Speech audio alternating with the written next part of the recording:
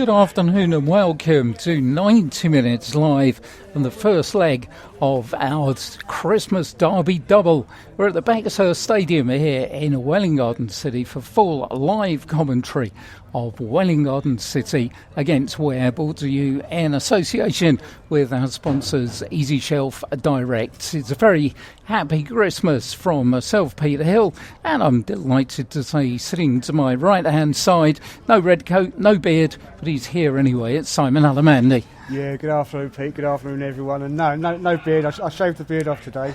But yeah, I mean, looking forward to this one. It's it's bound to be a cracker. We do like these local derbies, don't we? So a good crowd here building up as well. So maybe a few less than you would normally expect for this sort of fixture, with it being Christmas, and I imagine a few people doing a bit of last minute Christmas shopping. But hey, hopefully they're listening to us. Well, hopefully they are, and hopefully we'll get the kind of game we're expecting here between two teams, one who is hitting form and another one that's been in form.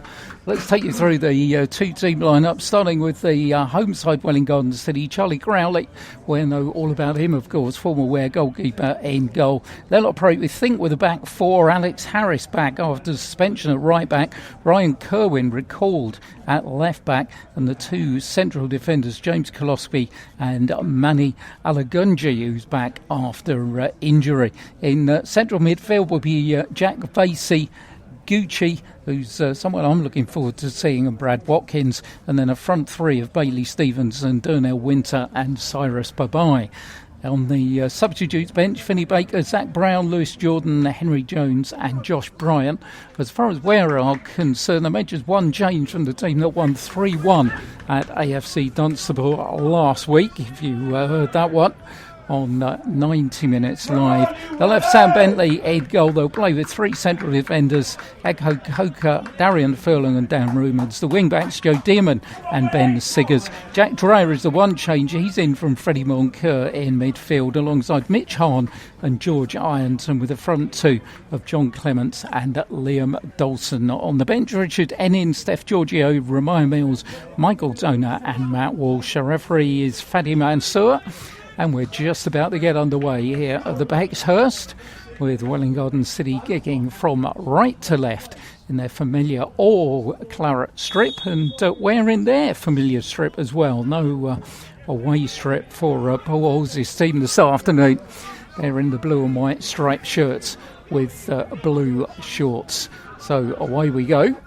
The ball on that far side with Alex Harris, chips it down the line, and early action, heading the ball out for Joe Dearman on the edge of his area. The ball ricochets back, flag doesn't go up, and it's a good opportunity for Bailey Stevenson within the first minute as he puts the ball wide of the target. Well, I don't know whether he was offside or not. The referee's assistant thought he wasn't, and that was a really good opportunity. Yeah, that was. That's early opportunity for them. That won't please Paul. But Mark will be happy with that, and putting Ware on an early bit of pressure.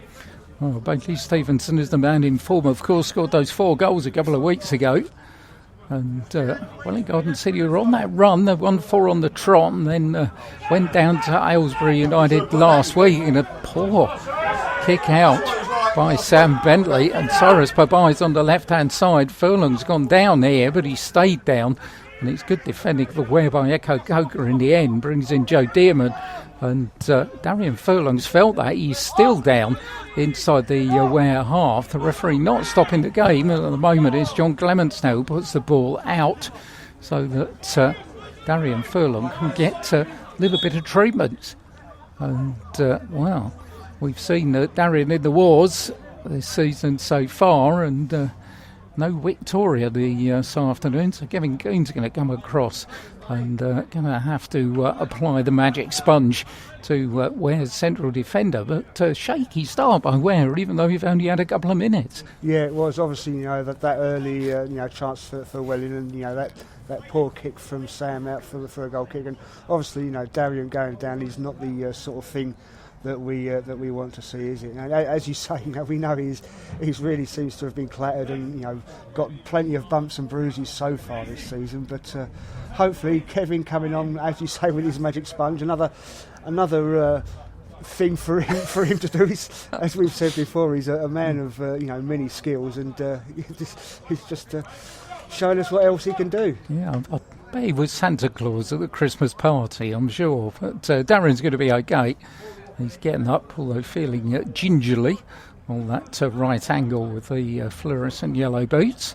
But we've seen him limp a lot this season, but still play all the way through. As far as cover's concerned, of course, they've got Michael Toner on the bench.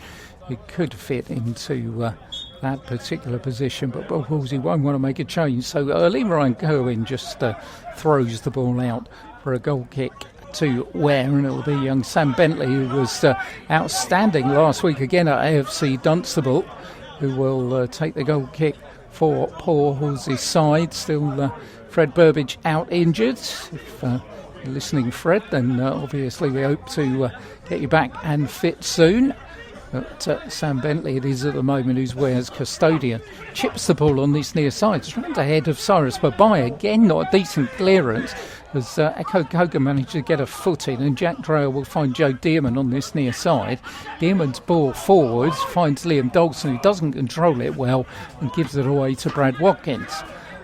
Right hand side is Alex Harris on the halfway line, long ball forward. Dan Rumans is in the way, and Liam Dawson will pick it up inside the Ware half.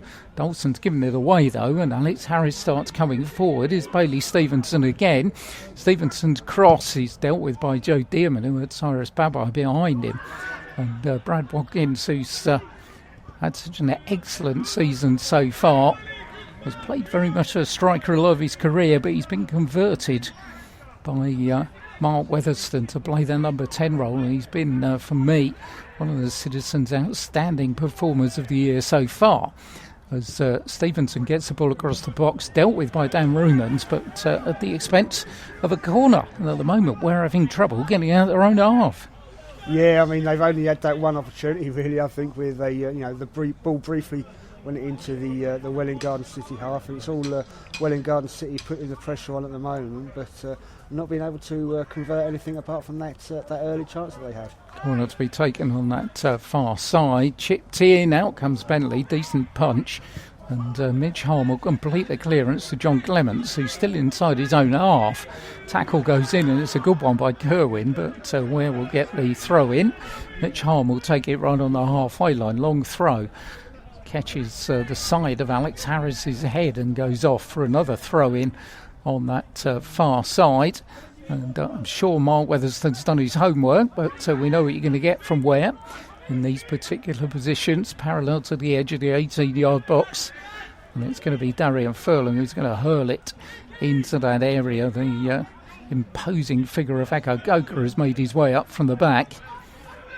Tallest man on the field, even taller than James Goloski, actually, as Furlong will take the throw in, aims for the 6-yard box. That's where it ends up. It's headed out by Watkins to the edge of the area where he finds Mitch Hahn. Mitch Hahn's ball on the edge is found Dan Rumans, and a scruffy play, and there's John Clements. Clements gets a deflection on the ball. It goes behind by a corner, and meanwhile Manny Olagunju has gone down on that challenge with John Clements right on the edge of the penalty area. Yeah, another man down, and Trainer's just coming on. He looks to be in pain as well, doesn't he? So not a good start for either side injuries wise, and a fast start for both the physios. I'll tell you what is it with these lady physios? I mean, Rachel's not here either. No Rachel Wong for Welwyn Garden City, who normally would be joining us. Far be it to me say it's usually the blokes that do the chopping on the last Saturday before Christmas, isn't it? It is, yeah. It's normally those that leave it last minute, isn't it? So, I mean, who knows? Hopefully, they're both okay, and they'll be back for the fixture on Tuesday. Well, Manny is still down. He's just come back into the team after getting that injury in a game that we saw here against Bedford, of course, as Mitch Hahn's going to take the corner for Ware, far side. Scored from one of these last week against AFC Dunstable when John Clements nipped it in at the near post. sure that Welwyn Garden City will be aware of that. It's a higher one, the heads go up, the head comes in from Dan Rumans in the end. A one bounce and straight into the arms of Charlie Crowley.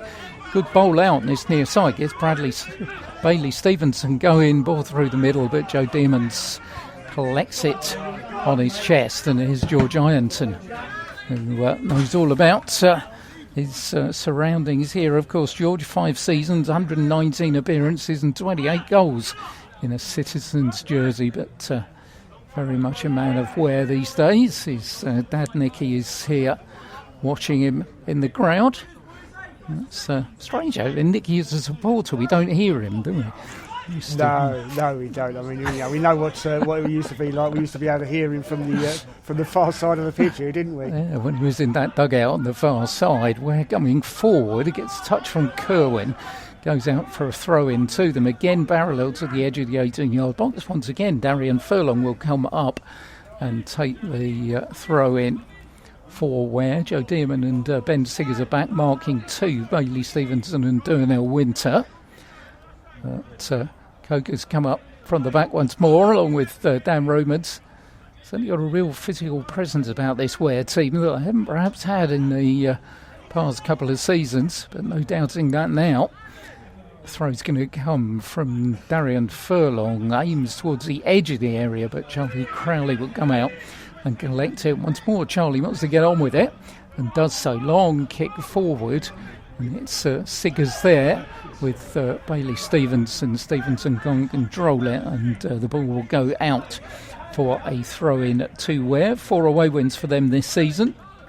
They've won at Hertford, Leighton and Cirencester without conceding a goal, and then won 3-1, as you may have heard last week on 90 Minutes Live. Welwyn Garden City's home record is poor for a team in 12th in the table. Only won once here, 3-0 against Stotfold. They've had some pretty poor results here, and their real run of form has been away from home, as Dan Rumans clears from the heart of the Ware defence. Kerwin will pick it up with plenty of room to move into. Kerwin still coming, he's midway inside the Ware half, but his ball forward, looking for Cyrus Babai, is a poor one, and then Cyrus pulls down Joe Dearman. And I saw at AFC Dunstable last week, there's a lot of room for fullbacks if you're playing a flat back forward to move into, when you've got wing backs playing like Joe Dearman and Ben Siggers, who tend to push forward. Yeah, I mean that's the thing, isn't it? With them pushing forward a little bit more, as you said to me about last week's game. They tend to get caught up the pitch a little bit too far, don't they? So there is always that danger if you are like that people are going to get in through those little gaps. Well, at the moment, if you've just joined us, 10 minutes gone. They're here at the Bexhurst 90 Minutes Live with Beat and Simon in association with Easy Shelf Direct, and we stand at Welwyn Garden City 0, Ware 0, first part of our Christmas Derby double, which will conclude on Boxing Day, Ware against Hertford at Wadsham Park. Header forward onto the halfway line, but Mitch Hahn sorts that out for Ware. Koloski heads it back forward again, ball down by Durnell Winter, and that's a good ball, looking for Bailey Stevenson, right hand side of the Ware box. Siggers is the defender, Stevenson puts it on the right foot, fires in the shot, and there were 2 arriving late on the far post. Cyrus Babai and Durnell Winter both, neither could connect. A touch would have put that in the back of the net. Oh, absolutely. All it needed was the slightest, toe on the ball, and that would have gone into the net. But unfortunately, neither of them could connect. Better chances have occurred for the home team so far then, as Sam Bentley smashes some of the mud off his boots. Pitch carving up, and obviously we were due to be here on Tuesday night when Barton Rovers were the visitors. Second time a game against them has been postponed. Once more it's chipped out by Sam Bentley. I'm not quite sure what he's doing with these kicks, because it goes tamely out of play midway inside his own half. I think he was trying to find Joe Dearman, but in the end it gave Welwyn Garden City the ball back. As here they are on this near side of the field. Ball pulled across the box, but it's going to be Siggers that will headed out from Jack Vace's ball. Is Ben Siggers again giving it away to Gucci.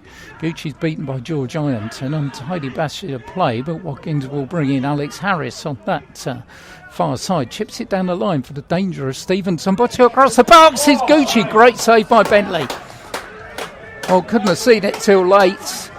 Did it well. Good move by Welwyn Garden City and good save by the goalkeeper. Yeah, fantastic save. I mean, a good move from Welwyn Garden City first of all, but fantastic save from Bentley. He's managed to tip it over the crossbar, and Sam's saved the goal there. Corner to come in on this near side, still defending to do for Ware as it's he's hit out by a Gogo to Gucci on the edge of the area. Evades the challenge of John Clements, but then gives it away to Dearman, who finds Clements on this right-hand side. Ball forward, looking for Liam Dawson. He's got two defenders in front of him. He's allowed to turn. Herring up on the left-hand side is Ben Siggers. Siggers will get the ball now, tries to put it across the box, takes a deflection and goes out for this time a corner to Ware. We're trying to get Welwyn Garden City on the break, and you think it's going to be that kind of game. Both teams are pretty adept at breaking forward quickly. So it's Mitch Hart who will take the corner for Ware. Darnell Winter and Bailey Stevenson forward for the Citizens. And once more the big central defenders have come up for Paul Hall's team. Mitch Hart then, where's this one going to go? Once again, it's a high one to the back stick, looking for Rumans. Koloski got the head there first, and Watkins should clear from the edge of his area and does. Here's Gucci wearing 8. Plays the ball forward to Darnell Winter. Once more, Jack Facey looking for Stevenson. Siggers is in the way, but Alex Harris will get it back for Welwyn Garden City. Thread it down the line. Siggers again, but can't have too much control on it, and James Koloski will pick it up on the halfway line. Finds Brad Watkins. At the better of the opening exchanges of Welwyn Garden City as Cyrus Babai down this left-hand side. Flicks it inside to Kerwin. Goes around Joe Dearman, puts the ball across. Once again, it's well saved by Bentley and brought behind by Dan Romans. Yeah, I mean, Welwyn Garden City, they are looking, more threatening, aren't they? They are finding those gaps and getting in behind the Ware defence and creating problems for them. But, a couple of good saves so far from Sam. Darnell Winter will take the corner on this near side of the field again for the Citizens. Good one, aiming for the near post, head on by Vasey, and it's cleared in the end by Ware as far as Ryan Kerwin. Kerwin's beaten to it by George Ironton. Could be possibilities here. George coming down the right hand side, John Clements in space.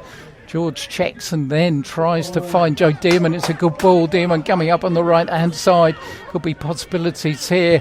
Dearman gets the ball across, but in the end it's a poor one and goes straight into the side netting when he had Liam Dawson and John Clements to aim out in the area. Yeah, a good breakaway move from Ware there. I mean, George Ironton, great work down that left-hand side. Joe Dearman's made that run, just down the right-hand side, and George spotted him. Beautiful ball in, but unfortunately, Joe, I think he should have thought about putting that ball into the middle rather than taking the shot because the angle wasn't quite there for him, was it? Charlie Crowley will restart from the goal away to our right-hand side then. Talked about Ware, of course, got Hartford on Boxing Day. Welwyn Garden City have to wait till Wednesday for their festive fixture, as it were. And that one's an evening game away at Waltham Abbey. 7:45 kick-off as Liam Dawson picks the ball up for Ware. Joe Dearman again, centre field with plenty of space, gets on the left foot, drives it in and just wide of the target. Was worth a try, certainly. He cut in from the right wing-back position, hit it with the left foot. One thing about Joe, certainly, he's very adept at both feet. Yeah, he is, isn't he? I mean, we've seen the work he can do, as you say, with the left and right boots, and a great shot, great effort, and as you say, worth it. He had the space there, and there was the opportunity to get the shot through on target, but just about wide. Still 0-0 at the Bexhurst. Hartford in action this afternoon, of course. They're at home to Biggleswade Town. Have been having a great run of late. We'll keep you in touch with that and what's happening elsewhere in the division during the half-time sequence.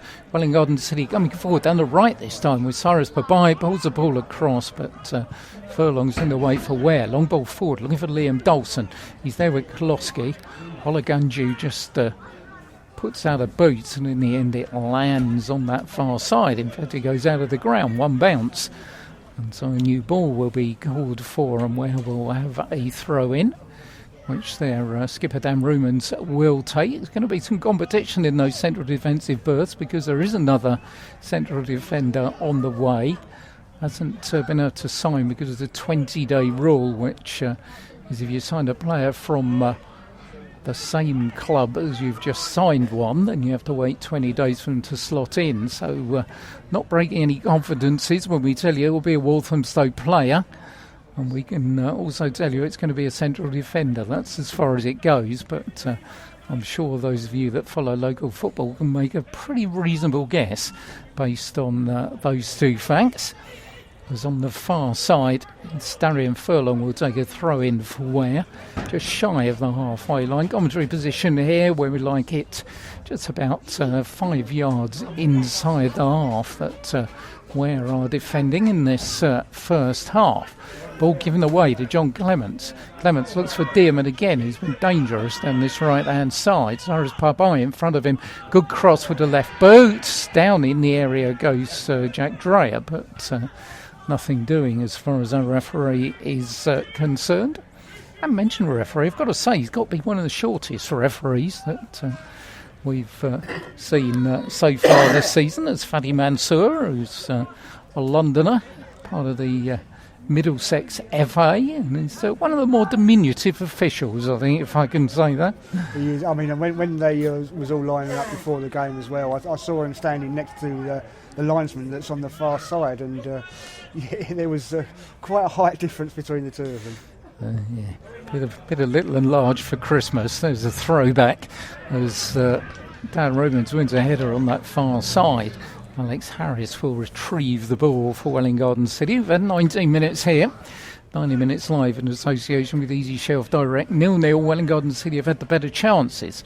Fairly fair to say that, as Ben Siggers thumps the ball back into their own half. Returned by Alex Harris, and then long ball by Furlong is John Clements, formerly of this ground as well. 3 seasons he spent at Welwyn Garden City, 102 appearances and 59 goals.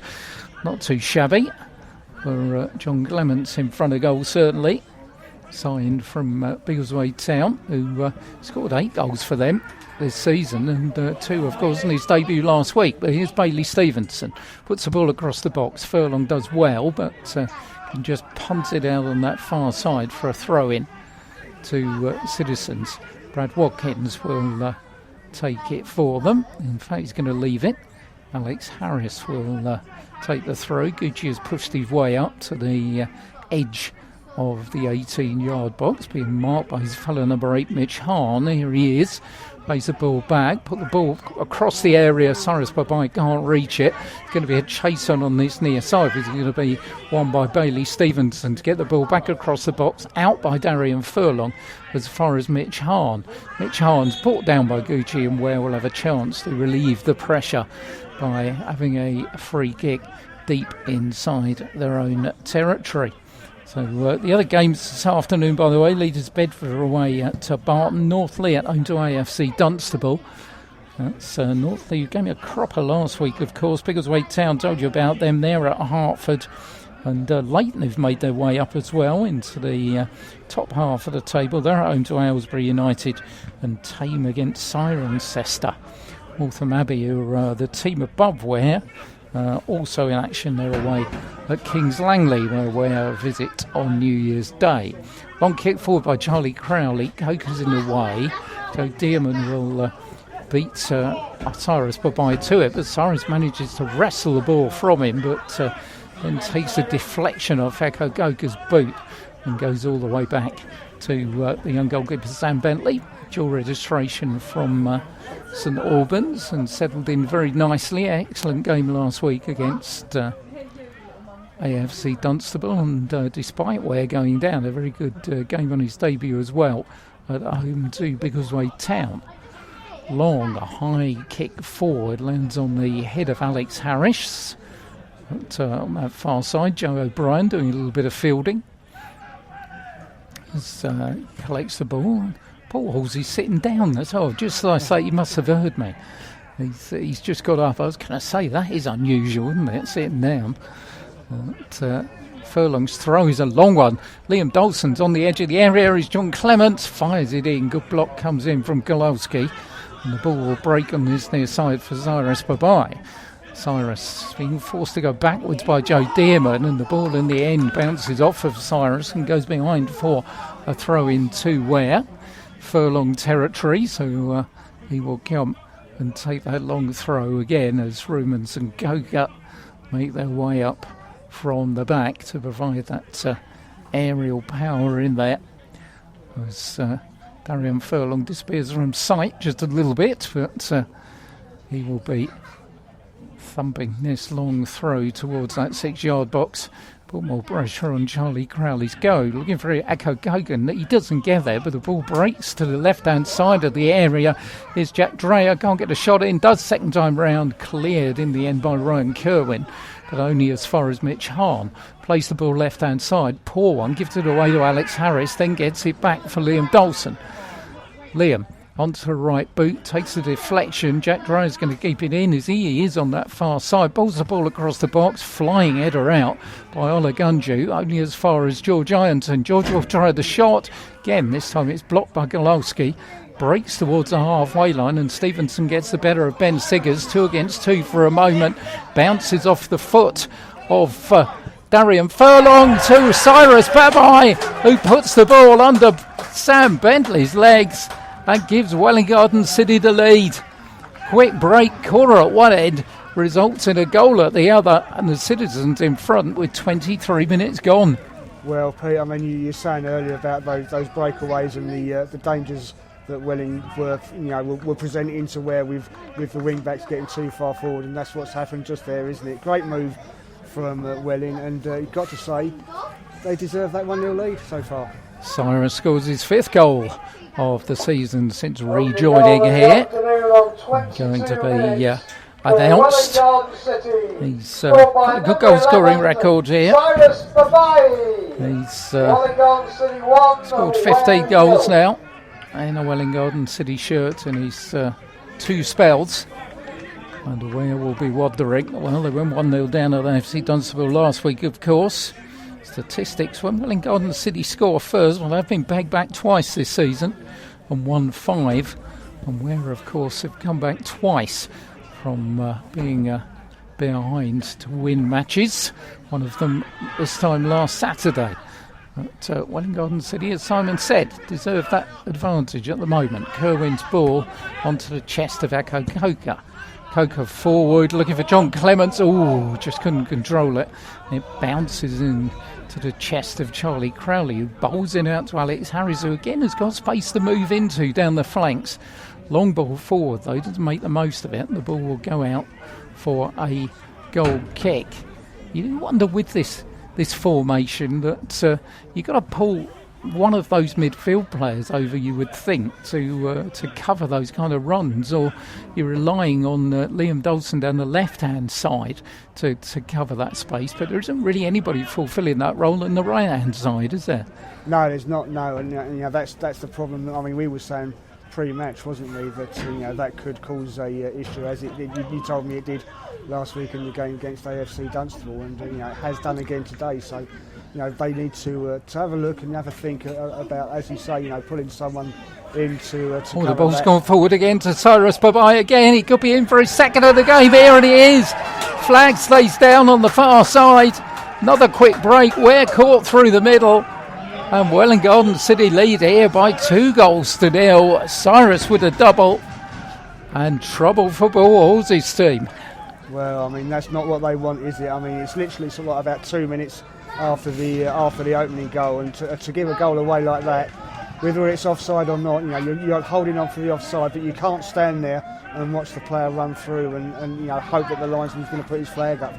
And that's what they did. So they faced themselves 2 goals in about 2-3 minutes. Well, we were talking about space down the flanks. Wasn't down the flanks that time. It was straight through the middle. And, Ware have got something and work to do here. It's Welwyn Garden City, who started in 12th place this morning. could put themselves up the table. 15 games played, 20 points, and Ware were in the final playoff spot. Well, it's certainly not what they want, with another big local derby to come on Tuesday against Hertford. Plenty of time though, and you do get the feeling there's going to be some more goals in this game, as Koloski tries to control it away from John Clement, but gives it away to Ben Siggers. Siggers into the area, but it's well cleared by Jack Vasey. And in the end, long ball forward by Koloski. Up in the air goes Rumans. Here's Bailey Stevenson. Every time they come forward, they're looking dangerous, but this time it's Darian Furlong who sorts it out and finds George Ironton. Homecoming of fire for George Ironton and John Clements at the moment. Find themselves behind against their old team. Here's Joe Dearman against Kerwin. Down on this right-hand side. Stumbles just a little, then gets the ball across. But it's easy meat for Charlie Crowley to collect it. One bounce inside the 6-yard box. So 4 clean sheets, failed to score twice this season of Ware. Welwyn Garden City have only failed to score once, and we were in evidence that game. That was the 0-0 against Hertford in the other local derby. Well, they've put that record right. Clean sheet wise, they've kept 4 so far this season. As Liam Dawson tries to bring in Jack Dreyer. Dreyer brings in Clements. Right hand side is Joe Dearman. Dearman against Ryan Kerwin. Then Kerwin gets the block on and Gucci just thumps it forward, but Stevenson's the first to react. Still midway inside his own half and going backwards, and puts it all the way back to Charlie Crowley. Hoker's there ahead of Cyrus Babai this time, but then gives it away. But in the end it's a foul on Olagunji, midway inside the Welwyn Garden City half.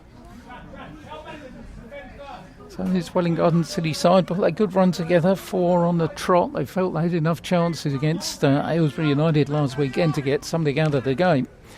And they've certainly had the better of this one so far. The lead here by 2-0. Charlie Crowley will take the kick.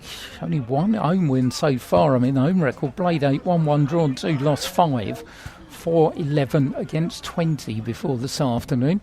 None too impressive for the locals, but they won't worry about that because they will have been impressed with the opening half hour of this one on 90 Minutes Live. Seems Welwyn Garden City 2-0 up against Ware. Paul Wolsey, plenty of links with Welwyn Garden City, of course. He was born here. His picture is here as well.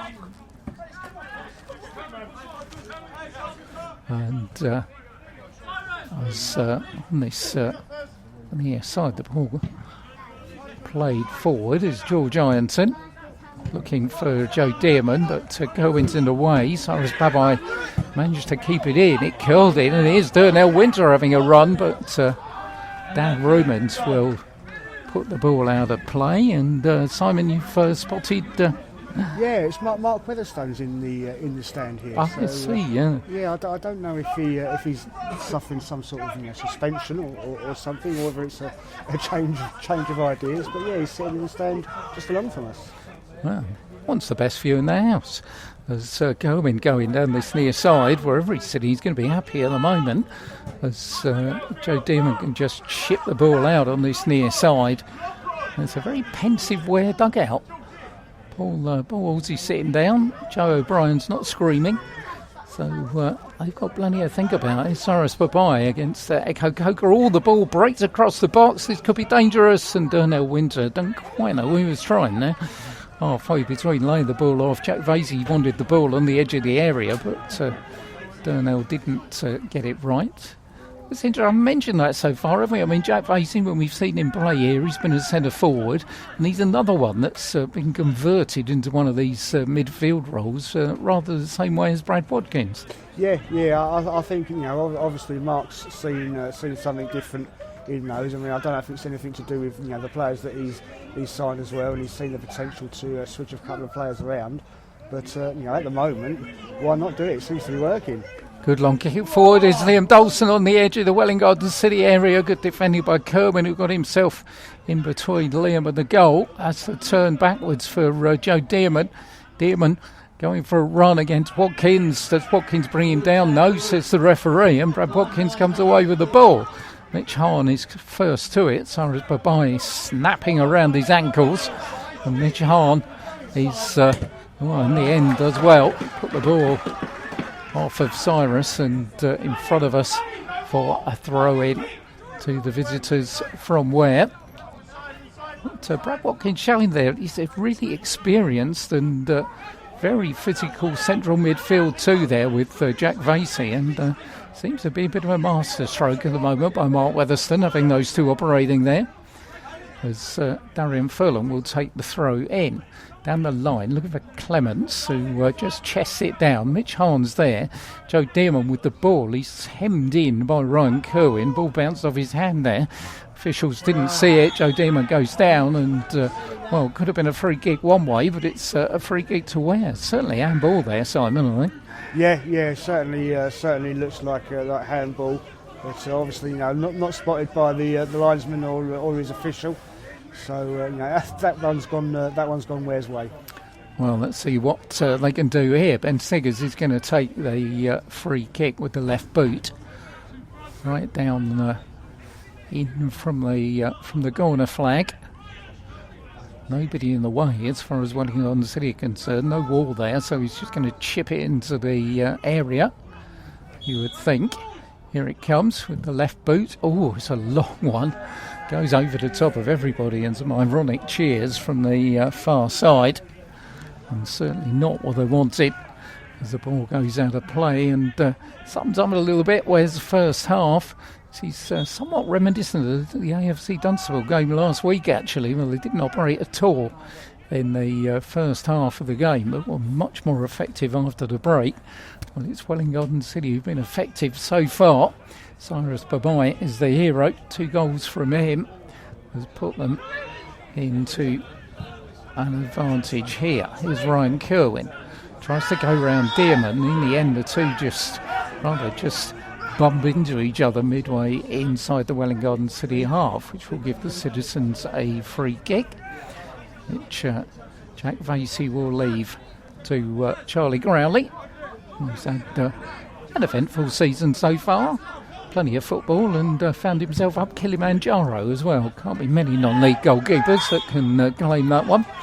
As Watkins goes down, challenging Darian Furlong to assess his innocence, but referee will give Ware a free kick. So we've had 34 minutes the first half here on 90 Minutes Live, and Welwyn Garden City in control. They lead Ware here by 2-0.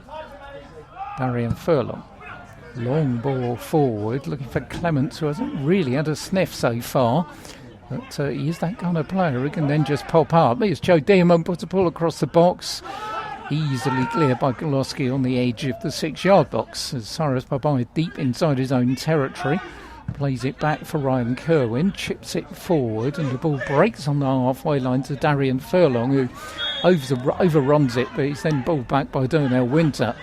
And Ware will have a free kick. Furlong's free kick aimed at this near side, off the head of Kerwin. Goes out for a throw-in Furlong territory for Ware. So once more, haven't really had too much profit from these so far. I think the longer this season goes on, it ceases to be a surprise to teams as well what's going to happen in these kind of situations. But of course, it's one thing knowing what's coming, and another thing in dealing with it. As Darian Furlong will take the throw in. Coker's again on the edge of that 6-yard box. This time it's aimed, well, it was aimed towards Dan Rumans, goes over everybody's head, and Charlie Crowley collects it quite comfortably, and not taking advantage of those long throws so far. No, they're not. I mean, I don't know if he's like struggling with the ball or anything like that. If the ball might be a little bit damp, but these throw-ins I've noticed that he's been taking today, they seem to be get a bit too much height on them and not so much distance. So maybe that's something to do with why they've not had much success from them. Yeah, no excuses with not having a run-in, because there's plenty of room around this pitch here. Unlike we saw at Waltham Abbey a little bit earlier on this season when he had real problems. with a very close penned-in pitch that they've got there at Kappa Shots. That's where Welwyn Garden City are going to be on Wednesday with a 7:45 kick-off. Darian Furlong's got the ball meanwhile for Ware. He's midway inside his own half, and they just seem a little tetchy, Ware, at the moment. With where you see players on the field as free kick comes to nothing, but Mitch Hahn gets the ball back, finds Siggers on that far side. Mitch Hahn's got it again, but he's robbed of it by Gucci. Tries to play Stevenson down the right hand side. Bailey Stevenson's only got Darnell Winter to aim at, and Furlong manages to get his body between Darnell and the ball, goes down on the challenge, and in the end it's going to be a free kick to Ware on that far side. Stevenson and Furlong getting themselves involved in a little bit of and still actually down on the ground, wondering what's going on. I thought for a minute he was going to pin him down and see if he was going to submit. A little bit of Saturday afternoon wrestling thrown in for free with the football, but Ware will have the free kick, which Darian Furlong will take. They trail there by 2-0. Want to get a foothold in this game before half-time, you would think. As Joe O'Brien just leaning nonchalantly on the side of the dugout there tells the story as far as Ware are concerned. Not quite sure what's hit them in this first half. They were buoyant after last week's victory at AFC Dunstable, but anything but there this afternoon. Long kick forward by Furlong. Here's Liam Dawson, good header. Laganju again, and Gucci can't give the ball in, and Ware will have a throw-in on that far side of the field. But Dawson and Clements have got a little change so far out of Koloski and Olagunju. No Josh Steele this afternoon, of course, for Welwyn Garden City, another former Ware player. As throw forward by Furlong, goes over everybody. Koloski can't clear it, and here's John Clements coming forward. Clements plays it to his left, looks to bring in George Ironton. Kerwin's in the way. Miss it up in the under from Dan Rumans, and in the end it's Cyrus Babai who puts it forward. A little bit of wrestling between Furlong and Bailey Stevenson on the halfway line. The Welwyn players are claiming that Furlong was the last defender, but he was 5 yards inside his own half, so you can't really say that was a clear goal mouth opportunity. I think the referee's still going to book Darian Furlong here, and he does. He shows the yellow card, which I think that's a little bit right. It was a little bit optimistic, thinking of a red card from there. Yeah, I don't think, as you say, it's too far up the pitch, and there was other defenders around him. So I think, obviously, you're going to get players that are going to try and get in the referee's ear and persuade him to give a red card, but I don't think there was any chance of that happening in that occasion. Well, 40 minutes into a local derby, and we've had our first yellow card, so that leads me to think this has been played in a reasonable spirit until now. To see what happens, I think that yellow card was a result of what happened with Stevenson and Furlong on that far side just a couple of minutes ago. Koloski with the free kick to the edge of the area is Cyrus Babai, fires in the shot, and one thing you say, Cyrus is fired up for this one. He's become a father recently, of course. We can congratulated him on that, and it really has fitted in, isn't he? He's come back here and just looked like he'd never been away.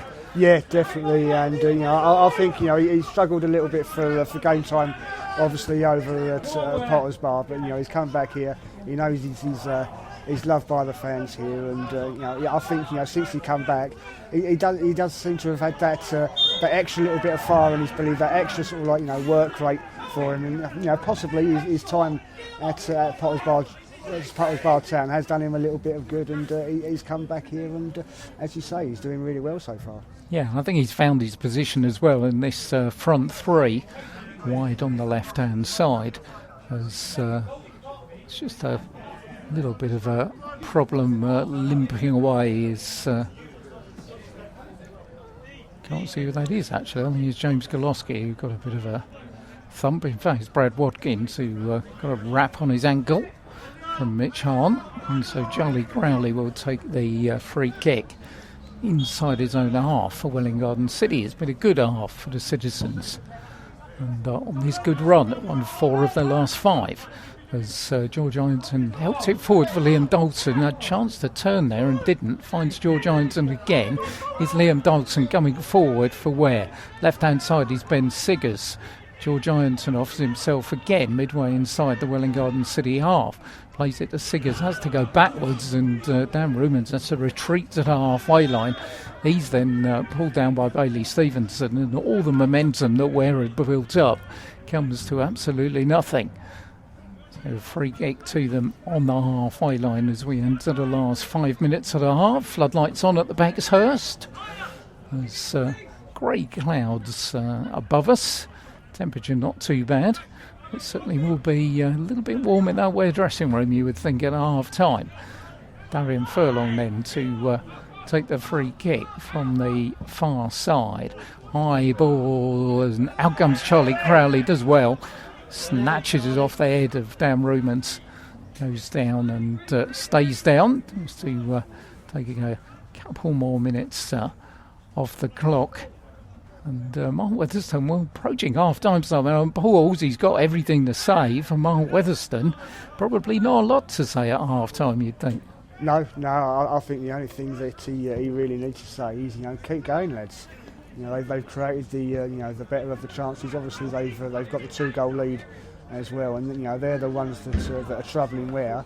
I think the Welwyn defence, when Ware have managed to get forward, I think the Welwyn defence have coped with things really well. And going forward, this Welwyn front three have really troubled the back line of Ware. So, as I say, I think all you need to say is keep up the work, and you can win this game. Well, here's Bailey Stevenson coming forward to make sure they do, but he's out crowded by blue and white shirts. Jack Dreher's not going the game yet, but this time he has with a lovely ball. Left-hand side for Liam Dalton. Only John Clements in the box. We're arriving quickly as Dalton stumbles on the edge of the area, and in the end, he finds Jack Dreher. He fires in the shot, saved by Charlie Crowley, and just pours it behind for a corner. And first time goalkeeper really has looked worried, and the first time Jack Dreher's got himself involved in the game. Yeah, I mean, we've said before, haven't we, about Jack. He does seem to sort of drift in and out of the game so far. And the first time we've really seen anything promising from him. But a great shot, great opportunity for him to take, and a good save for Charlie to make. And as you say, the first real time that he's really had a decent save to make. Mitch Arm will take the corner for Ware on the far side to the near post. Clements going in, but well read by Ryan Kerwin. And it's deflected out for a throw-in to Ware, which is going to be left to Darian Furlong. So he's not had one from that side so far. See what he can do from there, because the ones from this side have not been particularly what he would have wanted. So here comes the throw from Darian Furlong. Again, a high ball. All Coker's headed it on. And in the end, I think it was Brad Watkins who was behind him, and it goes behind for a corner, which Mitch Harm will take. Pressure from Ware at the closing stages of the first half here. They need that pressure because they trail by 2-0. Mitch Harm then taking another corner. This time it's a high one going for the back post over there to Dan Rumans. And, well, we thought the wind might play a part in this afternoon, and it certainly played a part in it with the long throws and the dead ball situations from Ware, because really they just haven't got it right so far. No, they've not. I mean, that corner, it's gone right across, the whole box, drifted out of play, and as happened with the free kick that they had earlier as well. So it's another thing that's not going the way of Ware this afternoon. Time added on then from our referee, Mr. Mansour, who gives the thumbs up to his assistant on this near side. Shouldn't be too much. I've had a couple of periods of treatment as Charlie Crowley thumps the ball towards the halfway line. Gucci heads it on. Back up in the air by Jack Vasey. Forward by Jack Dreher to Goloski to George Ironton. We're playing aerial volleyball at the moment, but Liam Dalton brings it down. He's under challenge from Alex Harris. Turns the ball back for Ben Siggers. Siggers goes around Gucci, balls it across the box. The ball bounces down, and last touch came from James Goloski and goes over for another Ware corner. This time it's going to be George Ironton who's going to take it on that far side of the field. Let's see if we get something a little bit different here than we've seen so far from Mitch Hahn. Right on the goal line is Darian Furlong, making a nuisance of himself to the near post, headed out easily by Kerwin. There's a race on to who's going to get the ball first. Bailey Stevenson does, but then gives it away to George Ironton. George gets on the left foot, blocked by Kerwin with a half-hearted shout for a penalty, and in the end it goes away for a goal kick. And it's going to be a yellow card's going to come out here. I'm quite sure it's going to be John Clements, I think, who's going to be booked by our referee. So it's been a miserable half for Ware, and to complete it, the centre forward has just got himself in the book. Must be something he said that too far away for us to see in terms of the handball claim, but I'm assuming it was related to that. Well, you would think it's, as you say, it's obviously something he said, and the referee was quick to call him over and get his card out. So that's the only thing I can think of. Referee's had a look at his watch, but we still carry on as Ben Siggers thumps it forward, and there's Liam Dawson on the edge of the penalty area. Dawson goes down under challenge again. Good defending by Ryan Kerwin, and the ball's thumped out on that far side for Bailey Stevenson. He's a player that, we've seen Josh Bryan. We know what Josh can do. He's on the bench, but Ryan Kerwin's looked very, very assured in this first half. Yeah, I think he's had a great half, hasn't he? As I said before, I think this whole Welwyn defence have coped really well when the occasions arisen for them to be called into action. Well, they've been called into action, and all to good purpose at the end of 45 minutes here at the Bexhurst, because it's Welwyn Garden City who leads here by 2-0. Cyrus, but we're about to be taken a picture of. Although it's got to be Christmas. And talking of that, quick smiles for Linda and Cyrus, who scored both goals as Welwyn Garden City lead by 2-0 here in. And what a good performance it's been by the citizens, where I've got a lot of work to do. And Paul Halsey is debating, I think. What he's going to say is Joe O'Brien taking a long time talking to Michael Toner on that far side. 2 goals coming within 3 minutes. Cyrus Babai, the opener after 23, and then his second just 3 minutes later. Both occasions when his defence went AWOL looking for offside flags, which didn't arrive. So good at half for the citizens. Plenty more goals, I've got the feeling, in this one though. But at half time, in the first of our Christmas Derby double, it's Welwyn Garden City 2, Ware 0. Well, I mean, as you say, Pete, a good half for Welwyn Garden City, and Paul won't be happy going into the Ware dressing room at half time. I'm sure he'll have plenty to say. But plenty for Mark to be happy about.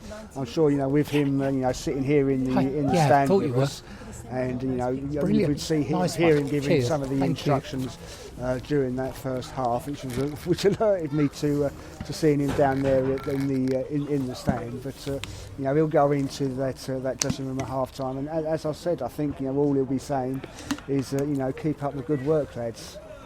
Yeah, there's been a good run for them. 4 wins before that defeat against Aylesbury United last week. And certainly it's good for them to also get in front at home here, because their home record has been very poor, and the locals perhaps haven't had a chance to see how this side has knitted together.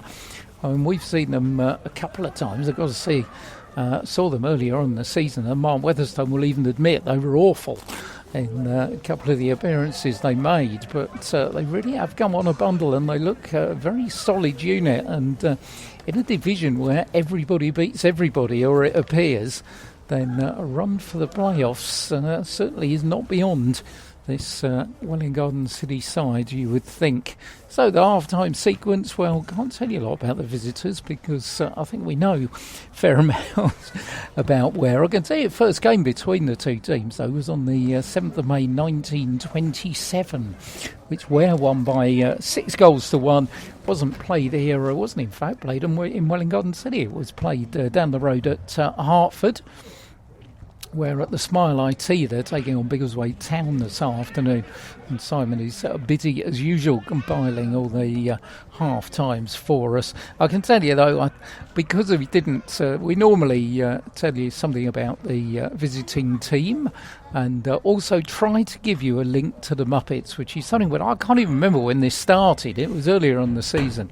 and I've been given the challenge of trying to find a Muppet link to every team in the division and actually also beyond the division, because I think I did one in the FA Cup. But from here on in, anyway, it's every team in the Division 1 Central of the Southern League. So Welwyn Garden City, I had to look long and hard for this one, because I was thinking Welwyn Garden City, well, Nick Faldo's from Welwyn Garden City. I wonder if there was a golf link with the Muppets. Well, no, came up short on that one. David James is from Welwyn Garden City. Did he actually get involved in something? Former England and Watford goalkeeper? Nope, came up short with that one as well. Found out that also that Alexander Burke is from Welwyn Garden City, so I thought music link here. Nope, didn't find that one as well. But I did finally find one through actress Bryony McRoberts, who was born in Welwyn Garden City, as Simon looks with that who she look.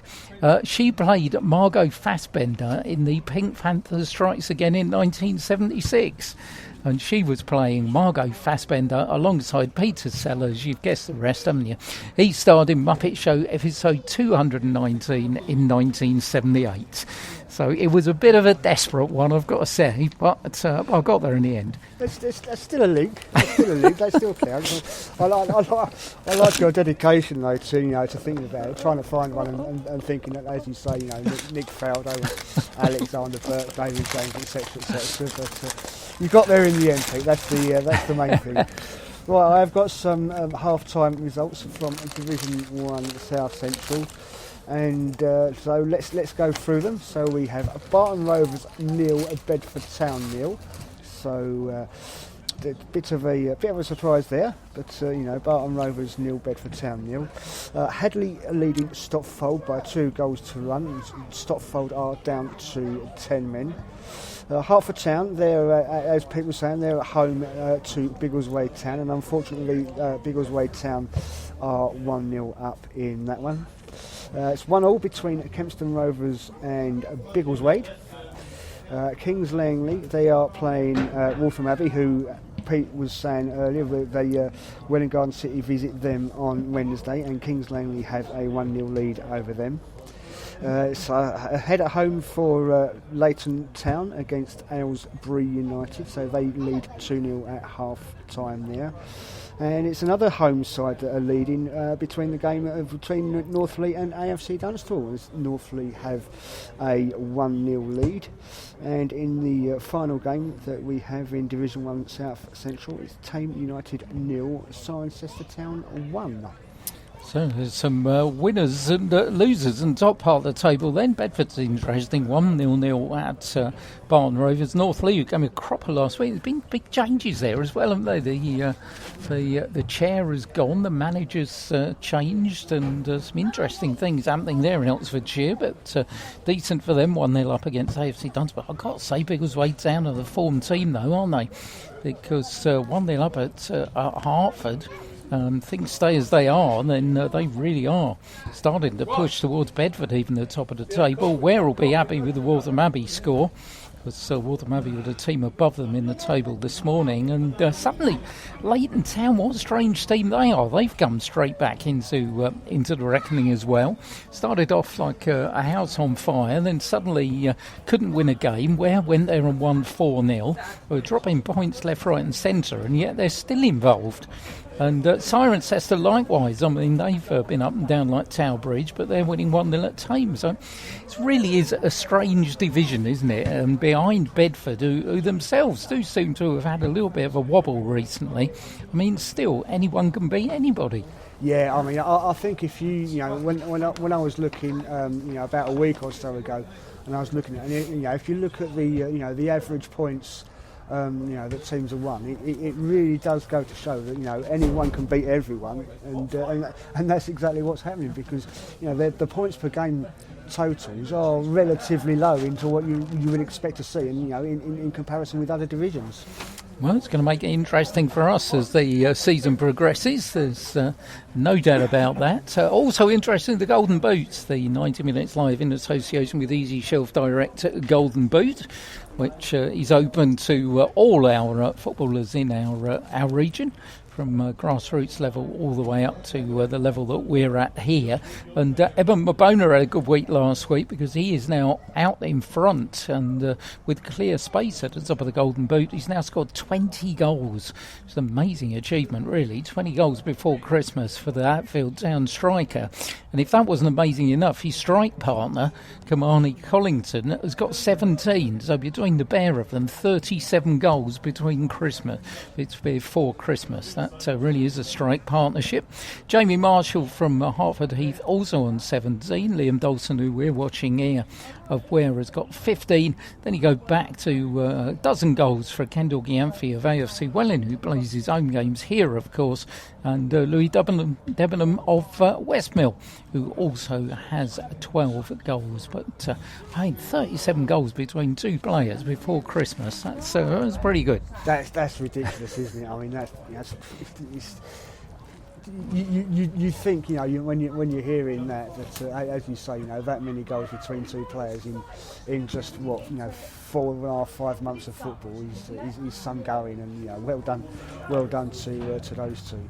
It is hot enough in the women's Golden Boot, though. There was quite a gap, and it is closing. It is still Laura Cousins from Sherrard's Wood leading the way with 13 goals, but closely followed by Paige Pryor from St Margaret's Bury on 12, and Jessica Duff from Bury Rangers on 11. Little bit of a gap between the next two players. It's Claire Cranfield on Sherrard's Wood with 9 goals, and Katie Deeprose from Bury Rangers, and Sophie Vale from Watson Park Ladies, both on 8. There's a little bit of a break now, isn't there, in Women's League football? Yeah, there is. Yeah, I mean, there's a break for a couple of weeks, so there's no games now until the 7th of January. So they've got a couple of weeks off, and as we were saying, that is in the lower region of the men's football as well. So it's something I guess you consider the time of year. Something to give the pitches a bit of a rest, and just in case there's any adverse weather. But I mean, sometimes I know you get these winter breaks in other football and stuff like that. But I think sometimes having a break this time of the year, sometimes would it be better a bit later in January or February, when sometimes the weather seems to be worse than around Christmas time. Yeah, absolutely. Who knows? Yeah, so where are we going to be? Well, coming up here on 90 Minutes Live, we will finish 2023 with just a small matter of East Herts derby. Ware against Hertford on Boxing Day, live from 2:55. Simon won't be with me, but a very special guest, my co-commentator on that occasion, will be Jake Bunyan of Biggleswade Town, but we obviously know him for his links to Hertford Town, and a really big supporter of 90 Minutes Live is Jake, and it'll be a real pleasure to have him. Not that I won't miss you, mate, but it will be a real pleasure to have him along on Boxing Day. Yeah, no, absolutely. I mean, obviously, I am gutted to be missing, but it's my chance to spend Christmas Day with the kids, so I can't make it for that. But Jake, I do wish him all the best. I'm sure he's going to be great. I shall try and tune in. I can't make any promises that I will be, but obviously I'll be keeping updated with the score. And Jake, I'll leave my headphones with Pete for you, and look after them, mate, and enjoy it. So I'm sure you will, and hopefully it won't be the first visit. But I mean, I don't say that because I hopefully will be seeing him playing soon. Doing yourself out of a job. Hopefully, and hopefully he enjoys it, and I'm sure you'll enjoy it too, mate. Yeah, for those that don't know, Jake was recovering from ACL, so he's very much on the road to recovery. Be good to chat to him about that and all things non-league. That's on Boxing Day, first one of 2023, 3 o'clock at the Smile IT. Hertford against Waltham Abbey. That promises to be a bit of a cracker as well. So the two of us will be back together again, as it were, for the first one of 2023. So we'll look 2024 rather. We'll look forward to that. I've been going to Doctor Who's TARDIS there for a minute. So we'll look forward to that one. The reason why I said 2023, actually, I've worked out some statistics. We had a gentleman who we don't know who came up to us before the kick-off who said, I listened to the commentary last week, the AFC Dunstable game, thought it was brilliant. Thank you so much for all you do, guys, which was lovely. It's always nice to be approached by people at games and to hear things like that. And so I thought I'll have a look at a few figures and see what's been happening so far in 2023, and almost fell off my chair, actually. We've had 1,115 listeners so far this season to the games, but that is only on our main Spreaker app. You've got to add 729 listeners on YouTube, which takes us well into the 1,800 listeners for the season, which is quite amazing. And it's superb. I'm absolutely gobsmacked, and thanks to everybody that's listened. A lot of people in England, got quite a few listeners in Wales as well, I've noticed, in the UK. But also we've had listeners, prominent listeners, in India, the United Arab Emirates, the US, Spain and France. And we've also spread as far as Brazil, Japan, Australia and Bosnia-Herzegovina. So I don't know what to say, really. It's quite amazing. I know. I mean, I was looking at it, funnily enough, the other day, and I think it's over 60 countries that have tuned into us, and I think it's fantastic. So thank you very much to everyone that has tuned in. It's really nice, and it's great, as Pete said. When people come up to us and say how much they enjoy the commentary and the videos and stuff we do as well, and hopefully you'll continue to enjoy it for 2024. I can find myself lumbering myself with a challenge, all those 60, it's kind of Muppet linked to all those 60 countries that have been listening to us. Oh dear, right, okay. So interesting news has come that Ware were signed. Well, I suppose we can say that now, can't we? As we've been giving it to Ware's press office. It's disappointing if you're a Ware fan, because we were under the belief that Ware had signed Jay Rolfe, former Welwyn Garden City central defender from Walthamstow, but we now are led to believe that Jay Rolfe has signed for Hendon. So won't be coming to Ware, which is disappointing. Not that I haven't got three very capable central defenders, but he's a very good player and one that we rate highly, and that's a little bit disappointing to hear. Yeah. I mean, obviously, I just had Steve King come up and whisper it in my ear while you were giving everyone the stats. And funnily enough, it's something we was mentioning before the game about how long till he's eligible to play for Ware. But we don't have to worry about that stat now, I guess. All happens in non-league football. And we're about to get the second half underway here. Welwyn Garden City lead by 2-0. Ware are going to be kicking from right to left. Welwyn Garden in their familiar claret strip, wearing blue and white striped shirts and blue shorts. And I'll give you the two-team lineups when Mr. Mansour has got us back underway again. And it's Ware that have got the work to do. It was a good performance by the Citizens in the first half.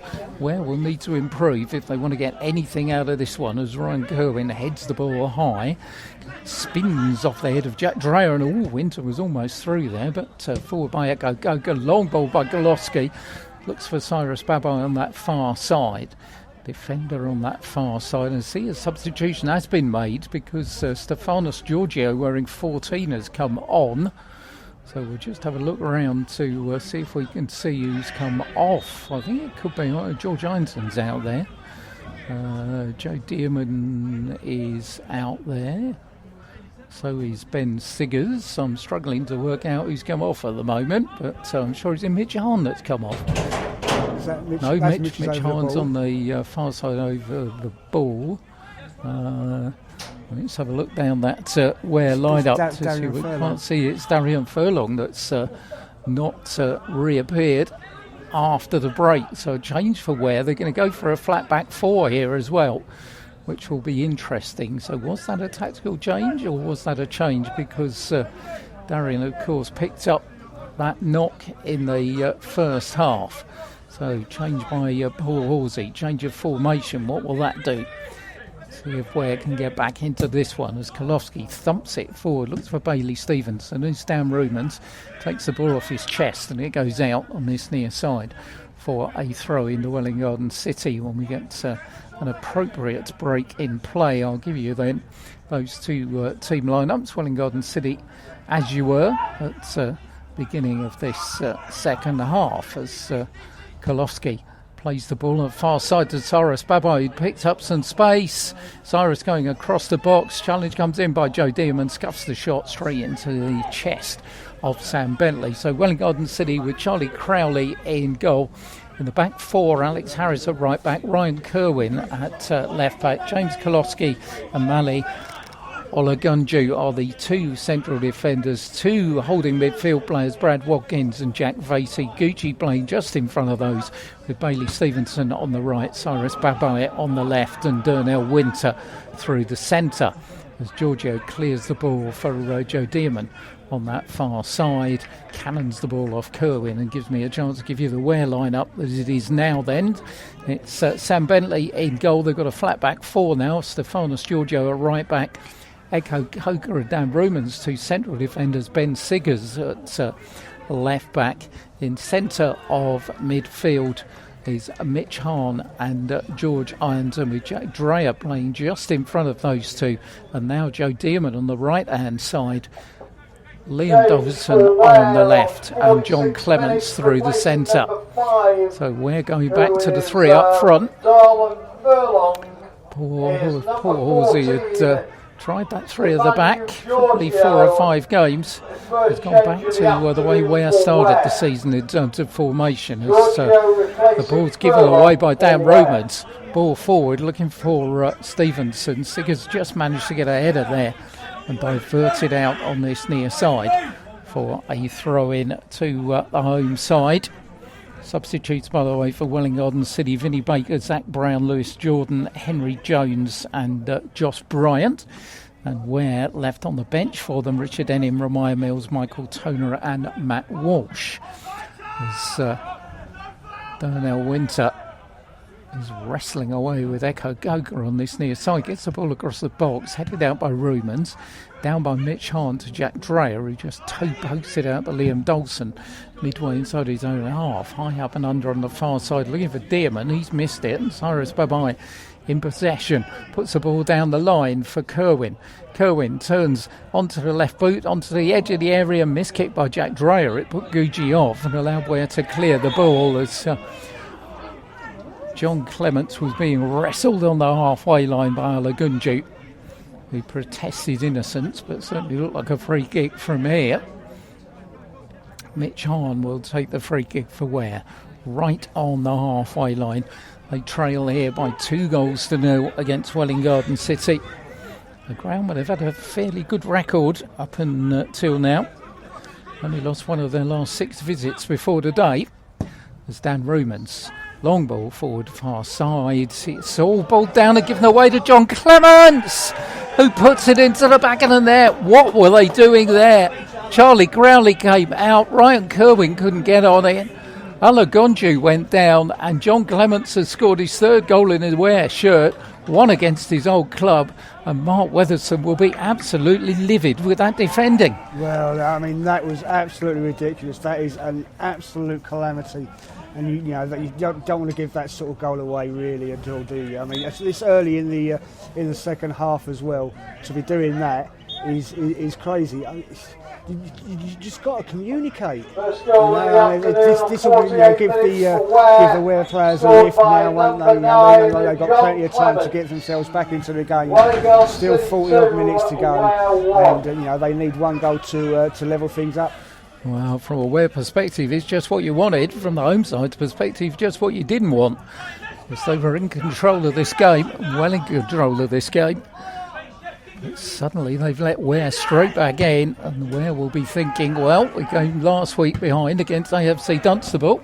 Can we do it again here against Welwyn Garden City? Chance for the citizens here, though, with Bailey Stevenson. Turns around one player, ball down by Jack Dreyer. Flag goes up. He's right on the edge of the area. Is it, or is it a penalty? Yeah, that was just inside the area from me. It's just inside, I think. Well, Dan Ruman's having a word with Mr. Mansour. It was flagged by the referee's assistant on this near side, and having got themselves back into the game, Jack Dreyer's given away a cheap penalty, and Welwyn Garden City have got the chance to re-establish a 2-goal advantage. I mean, I think that was a poor penalty for Jack to give away. You know, he's coming from behind on him, and you know, it's just inside the area for me, and rightly so. And that's the sort of thing you just don't do when you've just got yourself back into the game.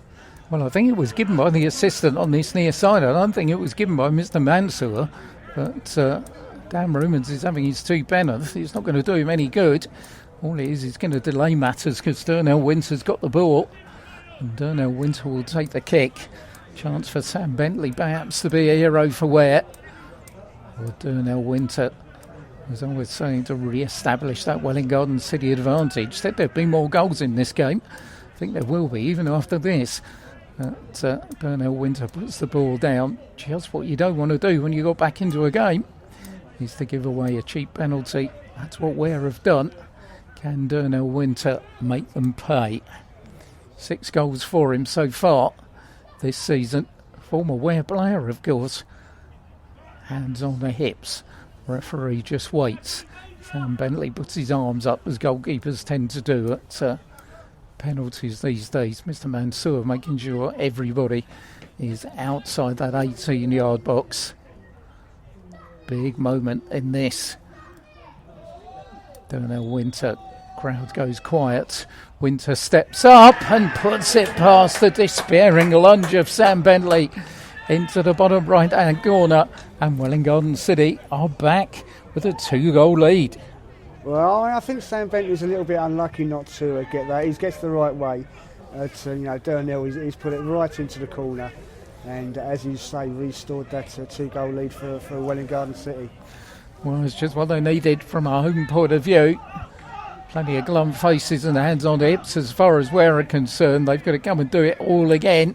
Welwyn Garden City, Darnell Winter, lucky 7 for the former Ware man.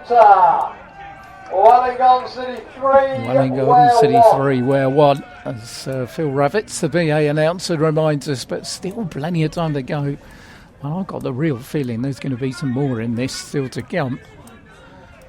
So it's going to be Ware who restart for us here. Mitch Hahn and John Clements inside the centre circle. Good travelling support Ware have got as well. Had found their voices when that goal from John Clements went in. But they'll be disappointed now. George Ironton's long ball forward for Kolowski. Dan Rumans heads it on this near side. Siggers goes up, beaten to it by Alex Harris. Brought down by Liam Dawson. Alex does well to rob Liam Dawson, but Ware will get it back with Dan Rumans, who just shoves Gucci aside. Well, surely that was a free kick. Forward by Jack Dreyer, back by Kolowski. It's all got a little bit desperate at the moment, and here comes Brad Watkins breaking through. Plays the ball to Cyrus Babbo, who's on a hat-trick, let's not forget. Far side of the field, but good defending by Giorgio, and the ball goes out for a throw in the Welwyn Garden City. What was that all about with Dan Rumans and Gucci there? Well, I mean, how the ref hasn't blown that for a foul, I have no idea. I mean, that was as blatant as it gets, wasn't it? It was just, I'm shoving you off the ball, mate. And he had the ball at his feet, and he's literally stopped, shoved him, and carried on with the ball. I've never seen anything like it. Meanwhile, defending done by Steph Giorgio, who heads the ball out on that far side for a throw-in to Welwyn Garden City. They'll be happy while it's down that end. Got a chance to get the ball across with Ryan Kirby as well, but it goes on to the roof of the net. Where we'll want to get on with it. They trail here by 3-1. They've already conceded 25 goals away from home in 9 and a bit away games. That's been their problem this season. They have been so inconsistent. That's another inconsistent performance by Paul Hall's team. That said, they have scored more goals after half-time than they have before. 27 so far this season. as Cyrus Babai picks the ball up far side, goes around Giorgio. It's Cyrus, good ball across the box, but in the end Bentley will come out and collect it before it can get to Darnell Winter. Again causing problems down that left hand side is Cyrus. As Sam Bentley, whose mum and dad actually were just sitting down in front of us. They seem to have gone elsewhere. His dad had a little chat with him last week at AFC Dunstable. And was saying that Sam's really appreciative of getting the game time in. As Gucci releases Bailey Stevenson on this right hand side. Siggers is the defender. Possibilities here for Welwyn. Here comes Bailey, puts the ball across, hits Dan Ruman, shouts for a penalty, but really couldn't do anything about that at all. But the ball lands on the halfway line with Kolosky, who will pick out Stevenson again. Brings in Brad Watkins. Watkin Garden City seem to have got their mojo back a little bit after that penalty. On this near side, Alex Harris down the line for Gucci. Chance to put it across, does pull it back, and Dan Romans just thumps it out for a throw in to the Citizens. Alex Harris, who slotted in well in this right full-back position. He'll be happy to do so, of course. Hometown lad, made good with his side after a couple of years playing college football in the States. As Stevenson tries to wrestle his way around Ben Siggers and goes down. And it will be a free kick on this near side of the field, where we'll have more defending to do. Liam Dawson and Joe Dearman, players staying forward. In fact, John Clement's going to join them as well. We've got to get back into the game, so even in this kind of position, they're keeping 3 up, which is forcing Welwyn Garden City to keep 3 back. But meanwhile, it's Bailey Stevenson, I think, who's still down. But does get up again. And free kick's going to be taken by Jack Vasey with the left boot. It's got Watkins. Kolosky's come up from the back as well. Cyrus Babai. 2-man Ware wall in the way. Taken by Vasey, goes over, just kept in on that far post by Golovsky, headed up in the air by Dan Rumans and goes behind for a corner to Welwyn Garden City. Well, once again, we'll look to put some pressure on Sam Bentley in that Ware goal. He's been unlucky, the young goalkeeper. He's let 3 goals in, but couldn't really do anything about any of them. And Simon said went absolutely the right way to the penalty, but he was just hit with precision into the side netting. He just couldn't get an arm close enough to it. Corner to be taken the far side of the field. Cyrus Babai inside the 6-yard box, trying to make things difficult for the young goalkeeper. Corner is taken quickly, and Vasey puts the ball across. Miss hit by Eko Koka. It's going to be pounced on by Watkins, right hand side of the area. He's outnumbered by blue shirts. Watkins goes down under challenge. This time nothing given by the referee. Ball breaks to the other end, and Alex Harris is quite happy just to punt it out midway inside the Ware half. Brad Watkins has stayed down, and again there was a penalty shout there, and it did seem that it was a half decent one, Simon.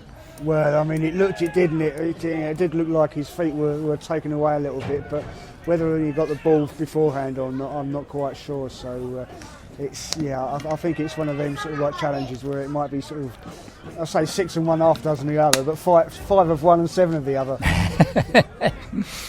As Brad's back up, and and we will restart with a throw-in which Steph Giorgio will take on that far side. A couple of substitutes warming up. As ball forward from Eko Koka. Cyrus Babai gets it a second attempt away from Jack Dreyer. Does well to turn inside Giorgio, who can just put it out once again for a throw-in. He's been an absolute constant threat down that left-hand side as Cyrus Babai for Welwyn Garden City. Hour mark then on 90 Minutes Live in association with Easy Shelf Direct, bringing you Step 4 football as we do throughout the season, involving Hertford, Ware and Welwyn Garden City, and two of those three are meeting this afternoon. It's Welwyn Garden City in the ascendancy, leading here by 3-1. Gucci's given the ball away though to Joe Dearman. Here comes Joe Dearman inside the centre circle, has to turn backwards, finds Dan Rumans, who chips it towards his left hand side for Ben Siggers, heads it on looking for John Clements. Koloski is there and manages to snaffle the ball away from the Ware number 9. Here's Gucci. Plays the ball on the halfway line to Bailey Stevenson. Back for Alex Harris. Chip ball forward looking for Darnell Winter. Coker is there, and so is Steph Giorgio for Ware, and Jack Drale will pick it up. Brian Siggers for George Ironton, who's fairly anonymous in this one so far. But, plays the ball on that far side, and just not got going for George so far, is it? No, I don't think he's managed to get as involved in the game as he would have liked. And I was sure, coming back here to Welwyn Garden City, he'd have wanted to, put on a good performance. But unfortunately for him, it doesn't seem to have happened. Charlie Crowley then to clear from the penalty area away from our left-hand side onto the head of Dan Rumans. Joe Dearman will scamper across on that far side, tries to keep it in, plays it down the line, but there's absolutely nobody there.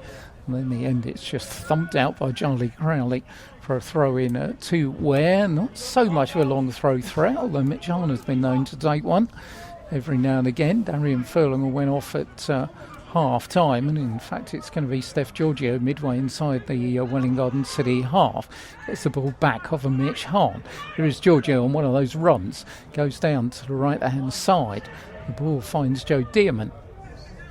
Dearman hemmed in for the corner flag, gets the ball across. Clements can't get his head there. Olaganju does well. He's brought down, is he, on the edge of the 6-yard box.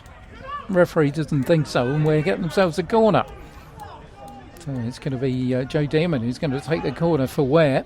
Coker and Rumans are coming up from the back. George Ironton wants it short. Welwyn Garden City didn't read it. Here's George, fires it in and bounces off a flurry of legs on the edge of that area, and in the end it's cleared to Bailey Stevenson.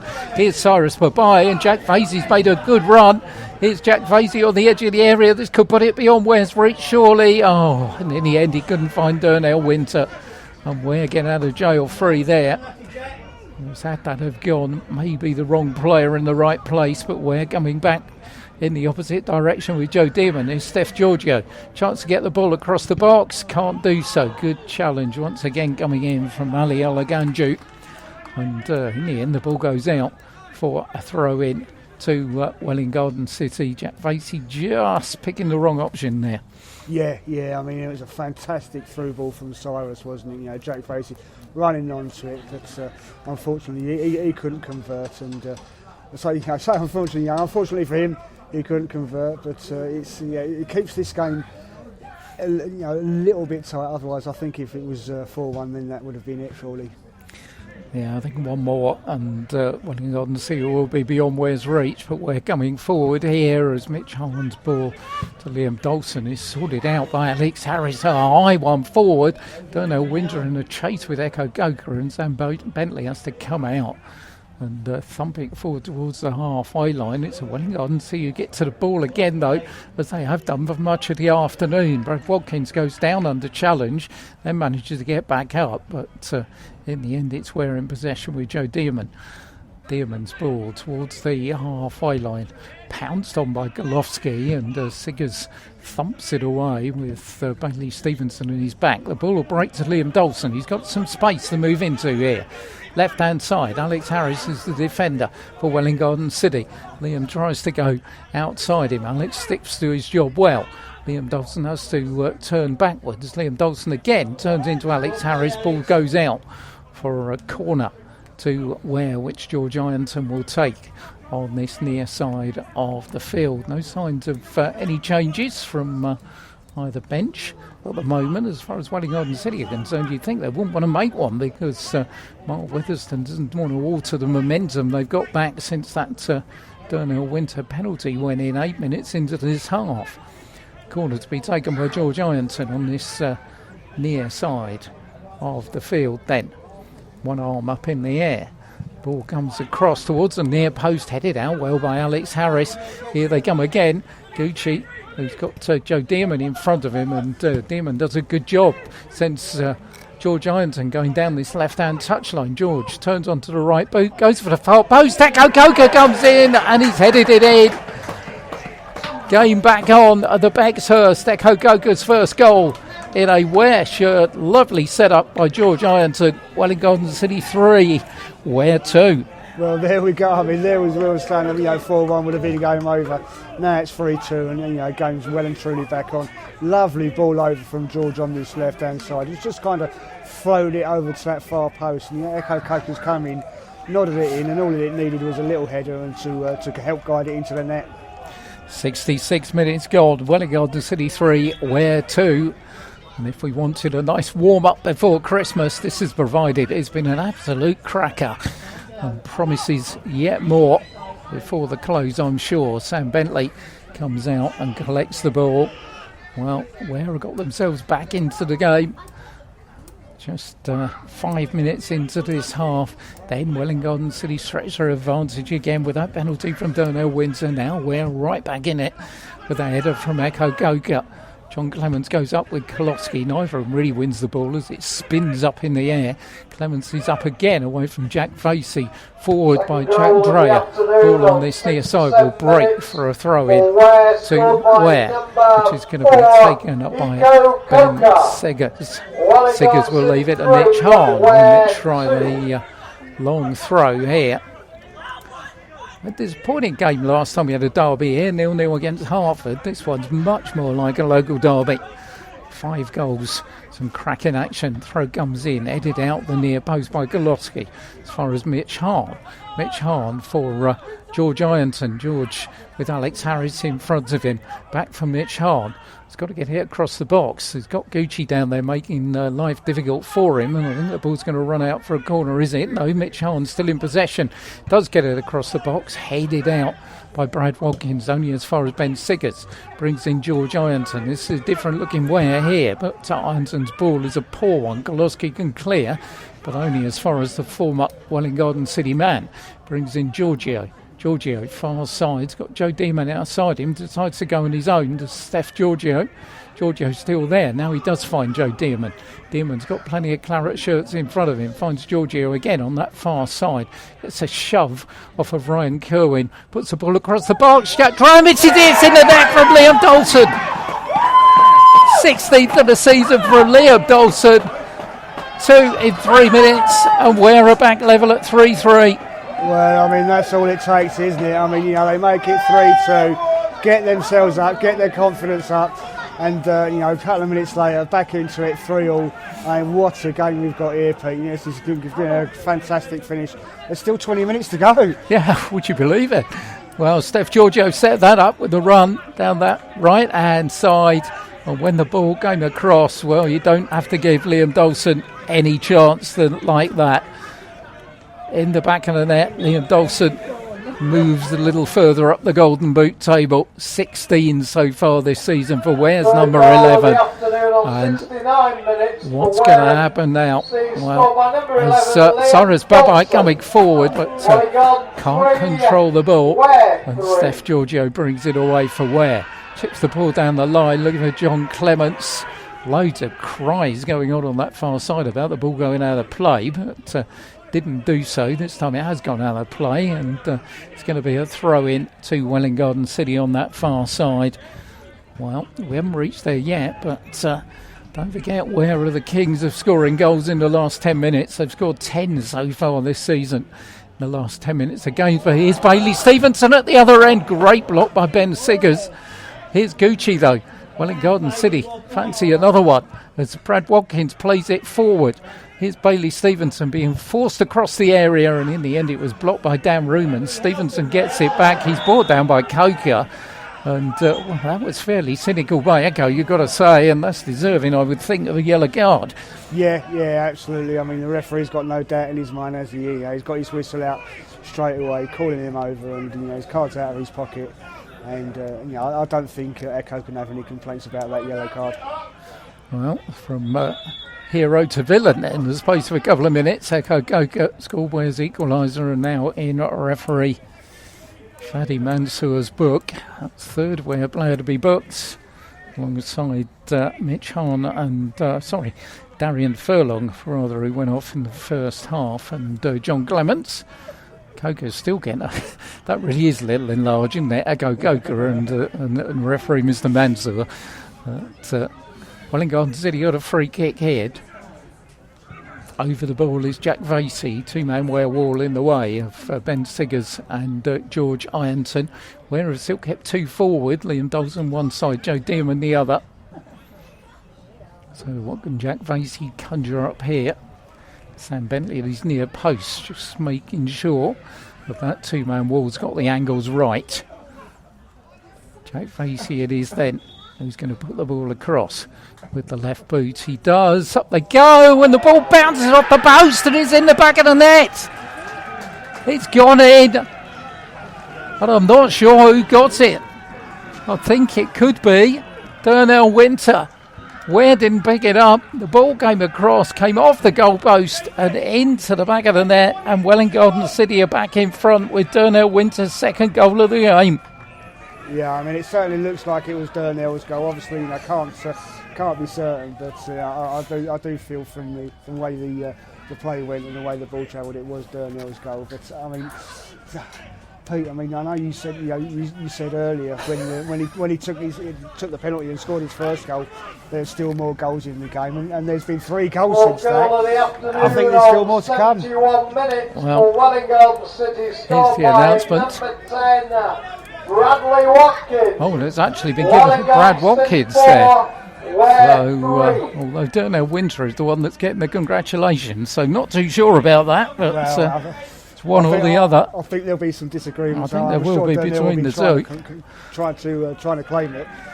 Well, no matter what, they're back in front. 7 goals. What a cracker. There's Giorgio for Ware. Comes forward onto the halfway line. And all credit to Welwyn Garden City. They ruled the first half, were 2-0 up, went 3-1 up in the second half, then got tagged back, 2 Ware goals, but haven't let their heads drop, and they've got themselves back in front. Defending to be done again, and Jack Vasey just chips it on that far side. It was his free kick. Let's not forget, which set up the opportunity for the goal, which put the Citizens back in front. It's going to be a throw-in to Ware. Over on that far side, Mitch Hahn is going to take it. I know we've had 7, I know what I said, but I've still got the feeling there's going to be some more in this. This game's got a 6-5 about it for me. So the ball heads up by Brad Watkins onto the edge of the area. Ball down by George Ironton, fires it across, out by Alagunju, only as far as Ben Siggers. Chips it far side of the field to Giorgio, who's not offside. Gets the ball across the box, off the head of John Clements, but over the top. A goal kick to Welwyn Garden City. Really has been end to end. This is a real local derby fare, this one. I was saying about the Hertford game. It was the other local derby we had here, and it just didn't have the same kind of ring about it that this one's produced. 7 goals, 2 teams going absolute hammer and tongs at it. And still, the outcome is none too certain as Charlie Crowley starts from the goal away to our left-hand side. Chips the ball forward. Liam Dawson can't control it. He was the last to get a touch, but Bailey Stevenson will keep it in. Stevenson goes around 2, shows good strength, brings in Gucci, plays the ball forward. Darnell Winter can't pick it up. Then Sam Bentley will come out and collect it for Ware. Half an hour gone in this second half, 15 plus time added on to go, and Welwyn Garden City leading Ware here by 4 goals to 3. Long kick forward, up goes Clements. Koloski's not missed a lot in the air. Nice Echo Goker, who returns it with a bit of interest. On the halfway line is Ben Siggers. Meanwhile, we've got a player down, and it's Brad Watkins who's gone down. Referees stopped the game because Brad's got a blow on the head, and so it's going to be I don't think he's given the free kick, so as Brad gets up, I don't think he doesn't need attention. He's going to be okay as the Welwyn Garden City skipper. There's 3 substitutes warming up on that far side of the field. About that time where legs are going to start to get a little bit heavy. Bailey Stevenson's got a bit of cramp. He's receiving the old calf stretch from Darnell Winter while we wait for the game to restart. Game will restart with Charlie Crowley just collecting the ball, an uncontested drop ball, and Charlie will thump it right-footed downfield. Dan Rumans there with Stevenson. Rumans wins the header, towering header, and thumped forward by Ryan Kerwin ahead of Joe Dearman. Ball breaks to Gucci inside the centre circle. Plays the ball on this near side, but Liam Dawson's going to pick it up for Ware. They have a chance to turn around Alex Harris. He's pulled down by Alex, and I think that could be a yellow card as well. Referee Mr. Mansour beckoning Alex Harris to him. He's just come back off a ban for a red card, of course, and he's got a yellow now. First player in the book for the home side. Ware's free kick will be taken by George Ironton. A little bit of movement on the bench. Thinks Henry Jones possibly might be going to join us for Welwyn Garden City, but not before this free kick's been taken by George Ironton. Rich Harn's come in a bit of space down this left-hand side, but Winter's closing that particular avenue of attack. George Ironton then with the right boot right in front of us here at the Bexhurst. Chips the ball. In go the heads. It's headed to the edge of the area. Coker goes down under challenge, and it's a penalty to Ware this time. Well, Echo Coker goes down. Referee immediately pointed towards the spot, did he? I think he has. The protest come from Welwyn Garden City. It was rather like the Jack Dreyer challenge at the other end. It was a soft one, but there was a large scream. Coker went down, and it's a penalty. Yeah, well, I mean, this game just gets crazier and crazier, doesn't it? I mean, it really does. I mean, the referee there, I mean, there was, seemed to be no hesitation in him blowing his whistle. Whereas, in the previous one, the linesman flared and then the referee blew. The referee's blown straight away there for that one. 13 minutes to go, and we've got just a little bit of argy-bargy inside that 18-yard area. A few flailing arms and things. Don't quite know what that was all about. Referee's got to get a hold of it, though. But, Echo Coker's played his part. That header pulled down on the edge of the area, and Ware have got the chance here to go back level again. And it looks like it could be George Ironton who's going to take it, is it? John Clements is there as well. Liam Dawson's got the ball. I think my money would be on Liam Dawson, but I don't quite know, as the referee has just sorted out the shenanigans that were occurring inside the penalty area. They're still occurring inside the penalty area. I don't know why he doesn't just get the players out the area. It's a penalty. They shouldn't be standing in there anyway. And finally, I think the referee does take that bit of advice. He's going to be Liam Dawson. So Liam looking for his second of the afternoon, his 17th of the season. That'll put him second in the Golden Boot. Not that that's going to worry him. He's going to want to put this one back in to put his team level. Charlie Crowley then. Could he be the hero? Former Ware goalkeeper, of course. This time very much a man of Welwyn Garden City. Thumps his gloves together. Liam Dawson just looks nonchalantly towards the referee. Just claps his hands together. Here comes Liam Dawson. Puts it to the goalkeeper's left. Charlie Crowley goes the wrong way, and this crazy game continues. It's Welwyn Garden City 4, Ware 4. Well, there we go. I mean, that's just another chapter in the book of this game, isn't it? I mean, it really is. You just don't know what's going to happen next, do you? I'll tell you what's going to happen next. There's going to be a substitute. That's what will happen next. That's about the only thing that's certain, I think. Number 11, Liam Johnson. Substitution, as suspected, is going to be Henry Jones who's going to come on. I think it will be Bailey Stevenson who comes off. Bailey was suffering with a little bit of cramp, and so Henry Jones will come on. It's not going to change the pattern much, really. It's one attack-minded player for another one. But who is going to get something out of this game? 4-4.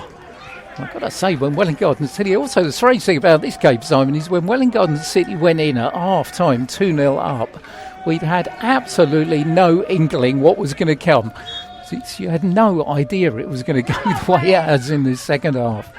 Long ball forward onto the head of Dan Romans. Liam Dalton beaten to it by Gucci, then gets back on level terms on the halfway line. Alex Harris finds Gucci. Gucci plays the ball forward, up in the air by Ben Siggers, forward by Brad Watkins. Siggers will just clear on this near side, and it'll be a throw in to Welwyn Garden City. Well, we'll be talking to both managers after this one. I think the question of both of them will be, how's your blood pressure? Because Jack Vasey puts the ball back onto the halfway line for Kolofsky. Also, we've got to try and work out a man of the match from this. As George Ironton sends John Clements going down the left-hand side. Not too much in the box to aim at, and he has to delay. Olaganju is the defender. John Clements still there with the ball. Clements going backwards to Dan Romans. Oh, high up and under by Dan Romans. Going to land on the edge of the area, the head of Ryan Kerwin. But Ware in possession now with Joe Dearman on that right-hand side. Joe Dearman back for Steph Giorgio. Giorgio into the box. Out comes Charlie Crowley. Grabs it off the head of John Clements and prepares to thump it upfield with the right boot. Coker up in the air. Dan Romans back towards the halfway line. Giorgio's got Cyrus Babo at his back. Does well to turn it forward, but then gives it away on the halfway line to Brad Watkins. Ball played forward. Watkins again. Lovely little turn by the number 10. Oh, down goes Kerwin under challenge. Flying challenge came in by Giorgio. Referee lets play go on, and Cyrus Babo is going forward. Cyrus is inside the box, fires the ball in, and it's put in. It's put in on this near side by the substitute, Henry Jones. And Welwyn Garden City go back in front, 5-4.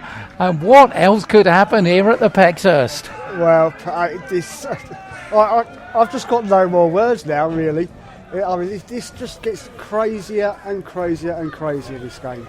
5-4, I mean, what an entertaining afternoon we've had. Really, I mean, you think for the individual, you know, if they've got, come here for the first time or something like that, this has been an absolutely fantastic game for everyone involved. And let's see what happens for the rest of the game. 82 minutes gone. Bob Weatherstead's in front of us. He's shouting instructions at James Kolofsky. There's the manager. Well, talk about how's your blood pressure. I think that answers it. That answers the question, doesn't it? Well, Henry Jones, I don't know how often. Henry Jones had only been on a minute or so, I think. And he could be the hero here. As Welwyn Garden City lead 5-4. I don't think we've had an afternoon like this on 90 Minutes Live. I was thinking a couple of minutes ago. It's definitely a game of the season. The only other game that I can think like this was last season when you weren't here with the Ware were also involved and they lost 6-4 to Walthamstow. Yeah, absolutely. It was. I think as commentary games go, this is right up top notch. It's perfect preparation for Christmas. A real seasonal cracker at the Pexhurst, and still more to come. As Jack Vasey, Watkins can't control it. Goes long ball forward, looking for Clements. Olaganju's giving it away. George Ironton can't collect it. Gucci plays the ball, but in the end it's the referee's assistant who has to duck as it goes over his head and out on this near side. We've got 6 minutes plus time added on for stoppages. Well, we've had 7 goals in this second half, so 30 seconds a goal, isn't it? So that's 3.5 minutes to start with before you even think about anything else. As Brad Watkins collects it, we've had a couple of bookings as well. There's got to be at least 5 added on at the end of this. As the ball forward, looking for Darnell Winter, out of his goal comes Bentley and does well. Grabs the ball at the feet of Darnell Winter. And prepares to send Ware forward yet again. There's been some interesting encounters between these two teams, but I don't think there's ever been one this interesting. Ball picked up by Joe Dearman on that far side. Dearman goes down on the challenge. Referee's not interested. Ware have got the ball back though, only momentarily. The ball put down by Jack Dreyer, and Olaganju goes down under challenge from John Clements. And Welwyn Garden City get themselves a free kick, and I think everybody has a chance to have a breather. It's been just one of those afternoons. But, well, you can watch football at Premiership level, you can watch it where you like, but I bet you won't see anything like we've seen here this afternoon. It's been a cracking advert for Step 4 football. And these two teams, well, got to say, Welwyn Garden City had the best of the first half. Ware have fought back in the second, and the way it stands at the moment, I don't think anybody deserves to win it, or shall I say, neither team deserves to end up in the losing side. No, absolutely not. I think it's been, as you say, it's been a cracking game, and both sides have, done their utmost to entertain us. I think, obviously, we said before, and Welwyn Garden City had the upper hand in the first half. But this second half, I mean, for Ware, first of all, to come back from 2 down, get back into the game, and the way this has gone has been absolutely fantastic. And I think either side, that ends up, either team that ends up on the losing side can feel very hard done by. Well, we've got 5 minutes left, and Mitch Hahn finds George Ironton inside his own half. Ball forward, Olaganju, and done too much wrong either. Punts the ball on the far side. Ware at the hurry up, and Giorgio's given the ball away with the throw in. And Welwyn Garden City chance to come forward again. Watkins does a good job. Long ball though, and nobody at home. Bentley will come out and collect it on the edge of the area. Well, Ware's record of having scored those goals in the last 10 minutes of games, 11 with Liam Dalton penalty added to that. They'll need number 12 if they're going to get anything out of this one. Gucci forward, but linesman's flag up against Henry Jones, who's strayed into an offside position. Bentley will come out and prepare to take it. We've got 3 minutes remaining here at the Bexhurst. And it's Dan Rumans who will take the free kick for Ware inside his own half. Push players forward, and Bush Coker forward. Bit of a surprise at this stage in the game. Plays the ball just to his right hand side for Bentley. Gets it back. Long ball going to the edge of that area, which Charlie Crowley will come out and field quite easily. And then does that thing goalkeepers do in the last 5 minutes of games. Falls to the ground, clutching the ball to his chest. When are we going to go for broke? Put one of those two big central defenders up front. Well, time is running out for them. They trail here by 5-4.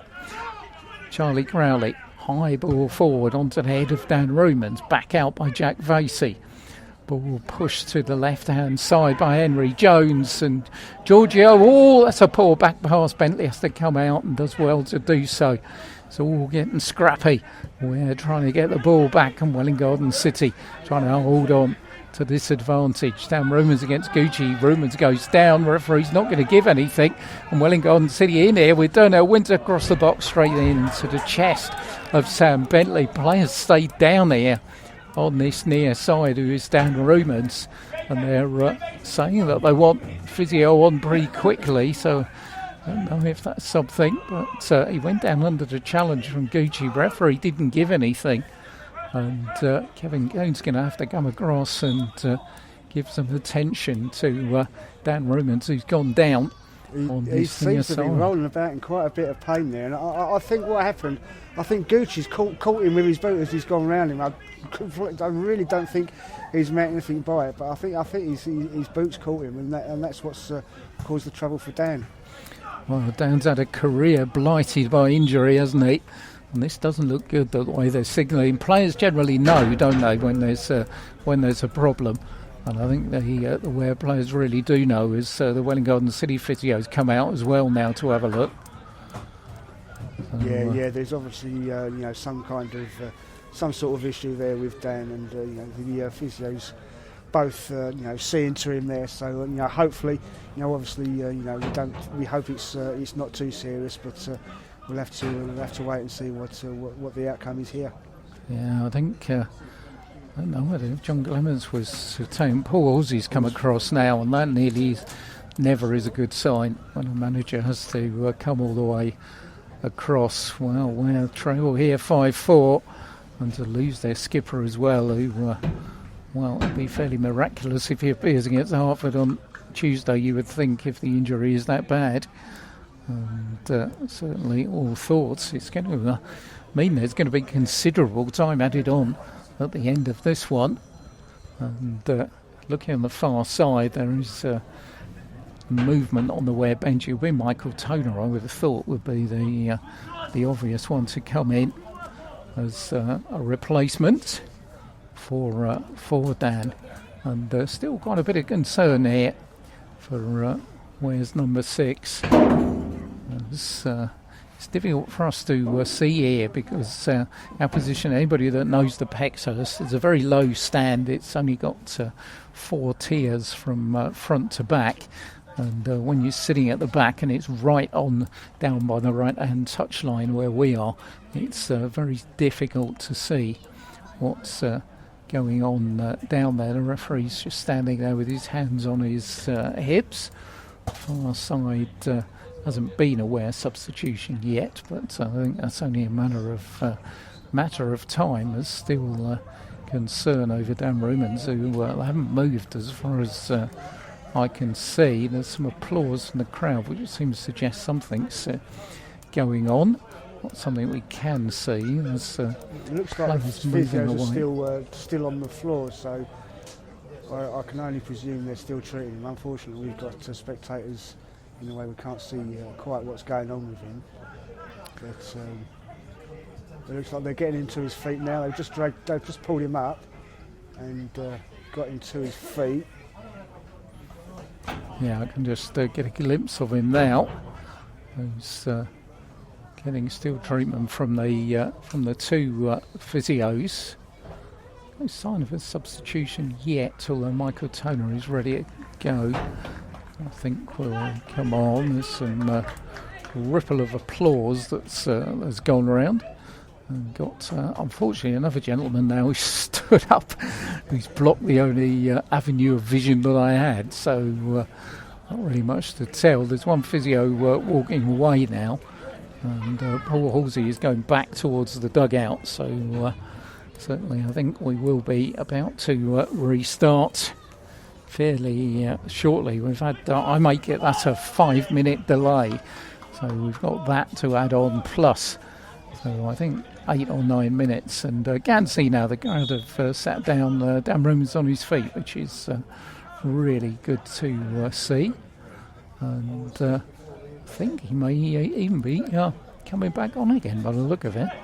He's there with Kevin Coon. The game's got to restart, and it looks like Danny's going to come back on. So that's good news.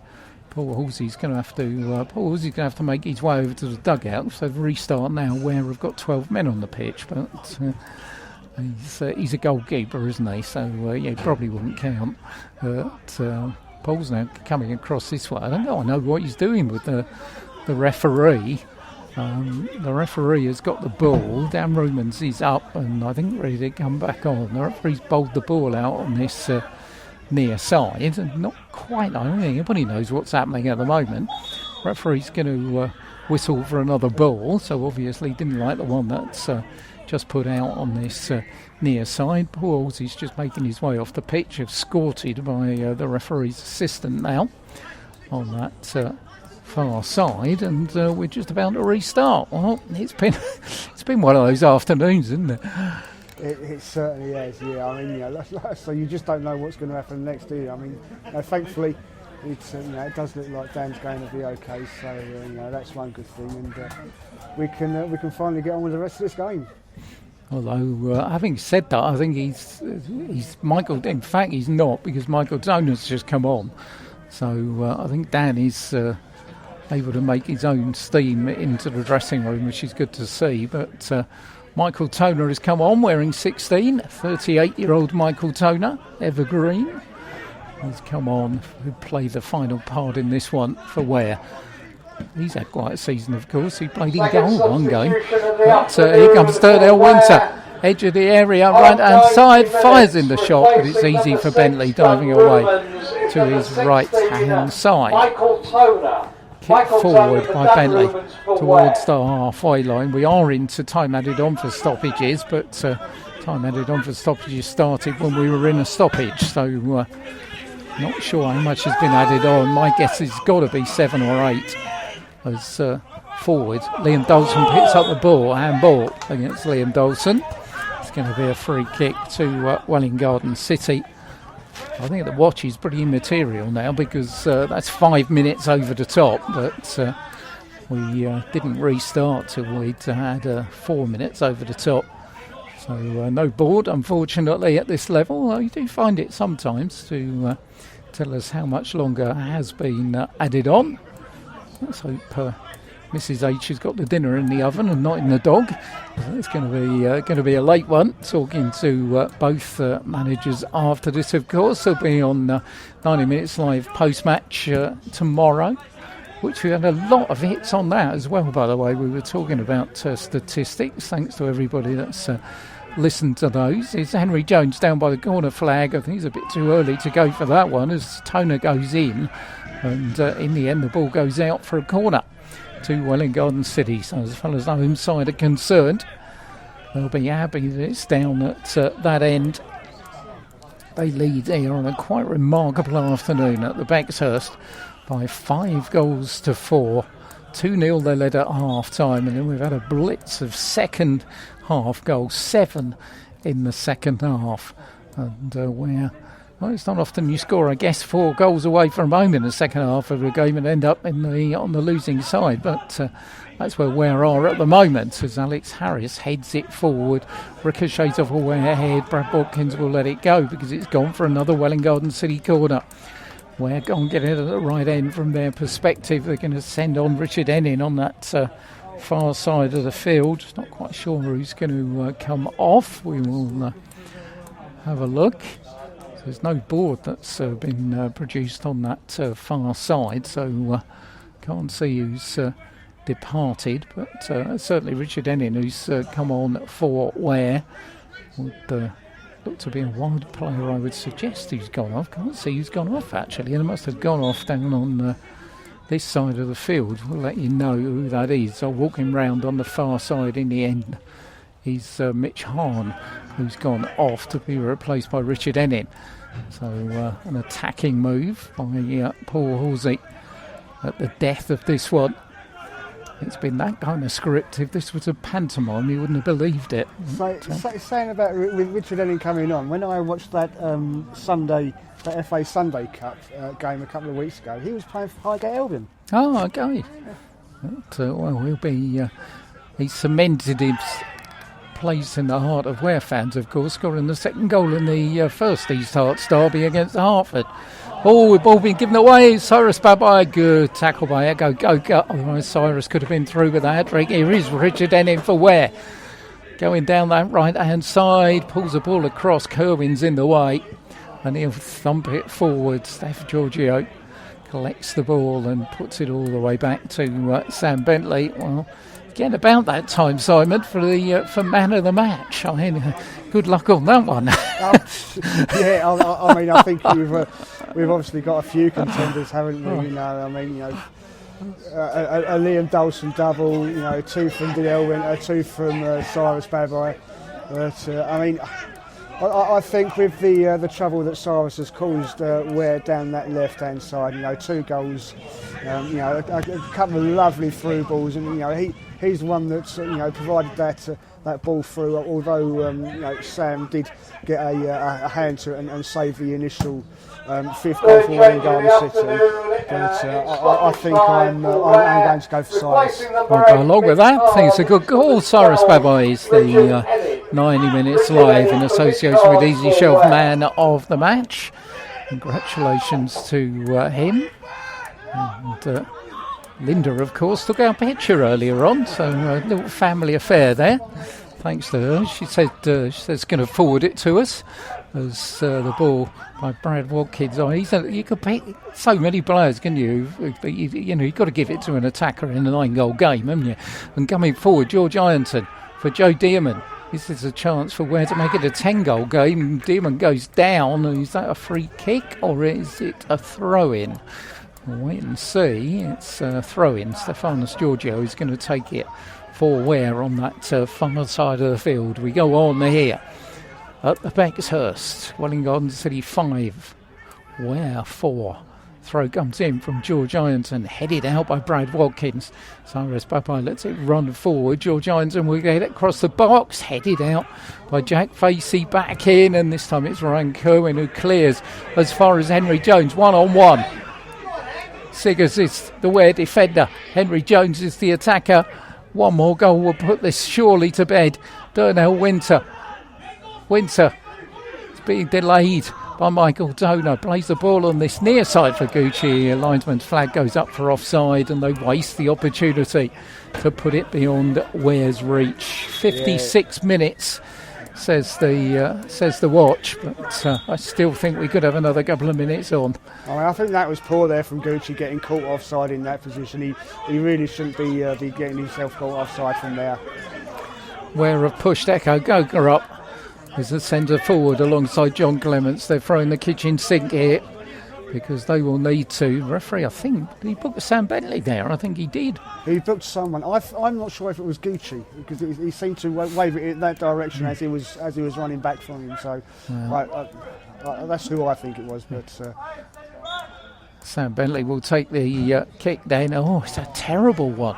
Off the head of Darnell Winter, lands in front of us. Siggers will pick it up, take the throw in for Ware. Siggers throwing down the line, looking for Coker. Once again, it will go out of play for a throw in Ware on this near side. Siggers will take it again. No Darren Furlong, no Mitch Hahn. So it's going to be Ben Siggers who's going to try the long throw from this near side. It's not a bad one as well, but it's headed out by Golowski on this near side. Siggers will retrieve it, play it onto the halfway line for Stefanos Giorgio. Giorgio's long ball forward on that far side, searching out Joe Dearman. Out comes Charlie Growley, will grab the ball, and surely that's the end of the action, and it is. Big cheers from the Welwyn Garden City fans, and they have completed only their second home win of the season, but what a home win it is, and what a match it was. A real Christmas cracker at the Pexhurst has ended Welwyn Garden City 5, Ware 4. Well, I mean, a fantastic afternoon's entertainment, Pete, that really was. You know, a good win for Welwyn Garden City, that's what they needed. As you say, you know, their home form hasn't been fantastic, but, you know, it's something, as we said, that, you know, I think Ware can feel themselves a little bit hard done by with losing that game. But I think it's, you know, it's time for us to get our breath back. Oh, absolutely. Time for me to get a voice back, I think. But story of the game, or Welwyn Garden, you would not have believed at half-time what we were going to witness in the second half of this match. Welwyn Garden City were 2-0 up at the break. Ware's defence went absent twice, playing 3 at the back and 2 wing-backs. Simply didn't work for Paul Halsey, as Cyrus Babai scored after 23 and 26 minutes. And then the deluge started. 50 minutes in, some kamikaze defending inside that box between Charlie Crowley and his defenders, led in John Clements for his third goal in a Ware shirt. It was 2-1, but in 3 minutes things had switched to the other end. Weak challenge by Jack Dreyer on the edge of the area gave Welwyn Garden City a penalty, which was dispatched by Darnell Winter. 66 minutes in, Ware had got themselves back in the game. Lovely cross by George Ironton, headed in by Echo Goga for his first goal in a Ware shirt. And then just 2 minutes after that, it was Liam Dawson who equalised with his 16th goal then of the season to make it 3-3. Back in front after 72 minutes, though. This time it was Darnell Winter and Brad Watkins from the free kick from Jack Vasey. One of the two got a touch. Both of them will be claiming it. Welwyn Garden City didn't care because they went 4-3 in front. Liam Dawson's penalty with 10 minutes to go, balled well level once again. Poor challenge on the edge of the area, and Dawson dispatched it.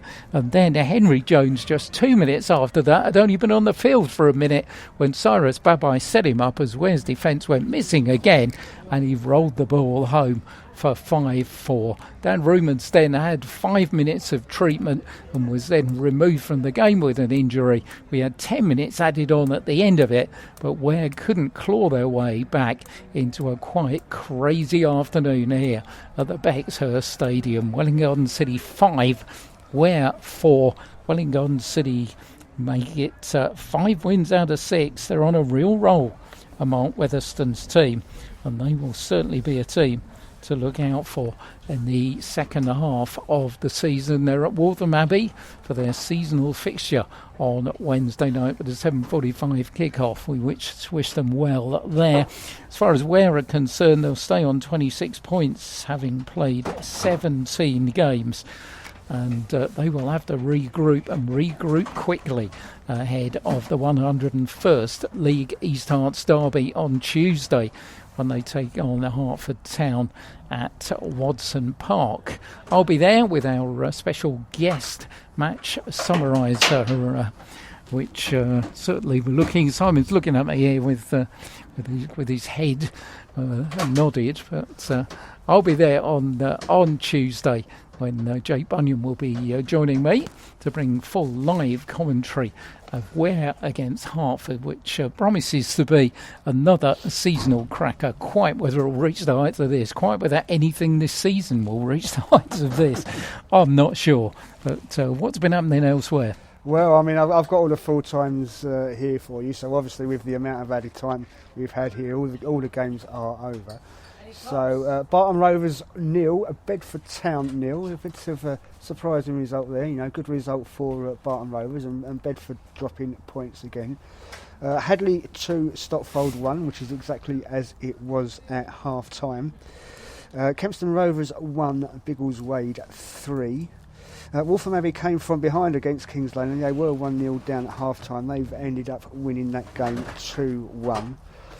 More goals for Leighton Town against Aylesbury in the second half. They were 2-0 up. They finished up 4-1 winners.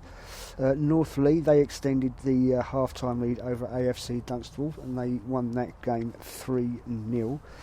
And the same result as it was at half-time between Tame United and Cirencester. Cirencester won that 1-0. Hertford Town against Biggleswade Town. Biggleswade were 1-0 up at half-time. Biggleswade Town then went 2-0 up. Hertford came back into the game, though. Cardoso and Billy Mardell-Smith with a last-second equaliser to make that finish 2-2. Well done at the smile, I tell you. That's Billy Mardell-Smith's first of the season as well, isn't it? Important goal. Yes. Important goal. Right, I'm still trying to work out the top of the table then, which is pretty interesting. It's getting congested up there now because Bedford stay on top, played 15, 35 points. North Lee will stay in second. They've got 33 points and have played a game more. We've then got Waltham Abbey on 31, who will be in third. Biggleswade Town on 30 will be fourth. Fifth place will be Cirencester on 28. Sixth now will be Leighton Town, also on 28, and Ware will drop to seventh place. As far as I can make that, Hertford will have 26 points from their 17 games. So Hertford will in fact go absolutely level with Ware. It will be down on goals scored, and I think Ware have scored slightly more than Hertford this season. So they will be in 7th and 8th places going into the derby on Tuesday, as far as I can make it. Getting congested at the top. And what an afternoon. Well done to Hertford. That's a really good result. They're going to be buoyant when they come to Watson Park on Tuesday. Kick-off 3 o'clock live from 2:55. And as for Ware, well, quite what do you say after that? Well, I don't know. I mean, Paul's obviously got to, to pick them off. He's got to take the positives from that game. Look at the way they came back in this second half and, pick the boys up and make sure they're ready to go for Boxing Day. It's going to be, it's going to be a fantastic fixture. With them, as you say, level on points, level on goal difference, 7th and 8th in the table. It sets things up really, really nicely for Tuesday. And it just makes me even more disappointed that I can't be there, Pete, to be honest. Right, it's going to be a cracking occasion, and we will talk to Wolsey and we'll talk to Mark Weatherstone. And I've got to say, a big up to Mark Weatherstone for me. We came here earlier in the season, and I've got to say, Welwyn Garden City looked awful. I worried and I feared for them, but he really has turned it around. They've won 5 of their last 6. They're the form team now, really, in this particular division. And, what a win this afternoon. He won't be happy with the goals that have been let in, but the performance here, Ware kept going at them, they kept taking them back, but they've got plenty of character in that team now. And with those central defensive two of Jack Vasey, there's my voice going here, I think, Jack Vasey, and also Brad Watkins, I think they really have to, it's a masterstroke with those two in midfield, and they look the real deal now.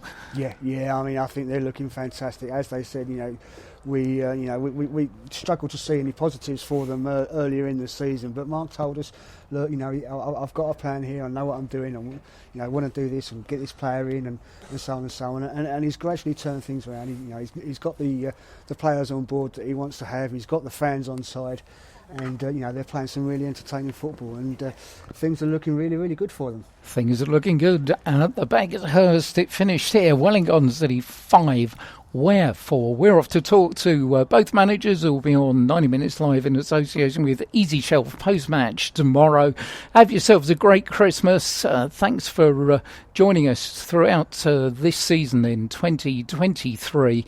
We hope for a lot more. Our last game of the year will be on Boxing Day live from 2:55. Have yourself a great Christmas, mate. Give my regards to the kids, and I will see you on New Year's Day. Hartford against Waltham Abbey. That's going to be a cracker as well, and looking forward to that. Yeah, can't wait. Yeah, Merry Christmas to you and Mrs H and Benny as well. And I'm looking forward to next year. It's going to be a good one.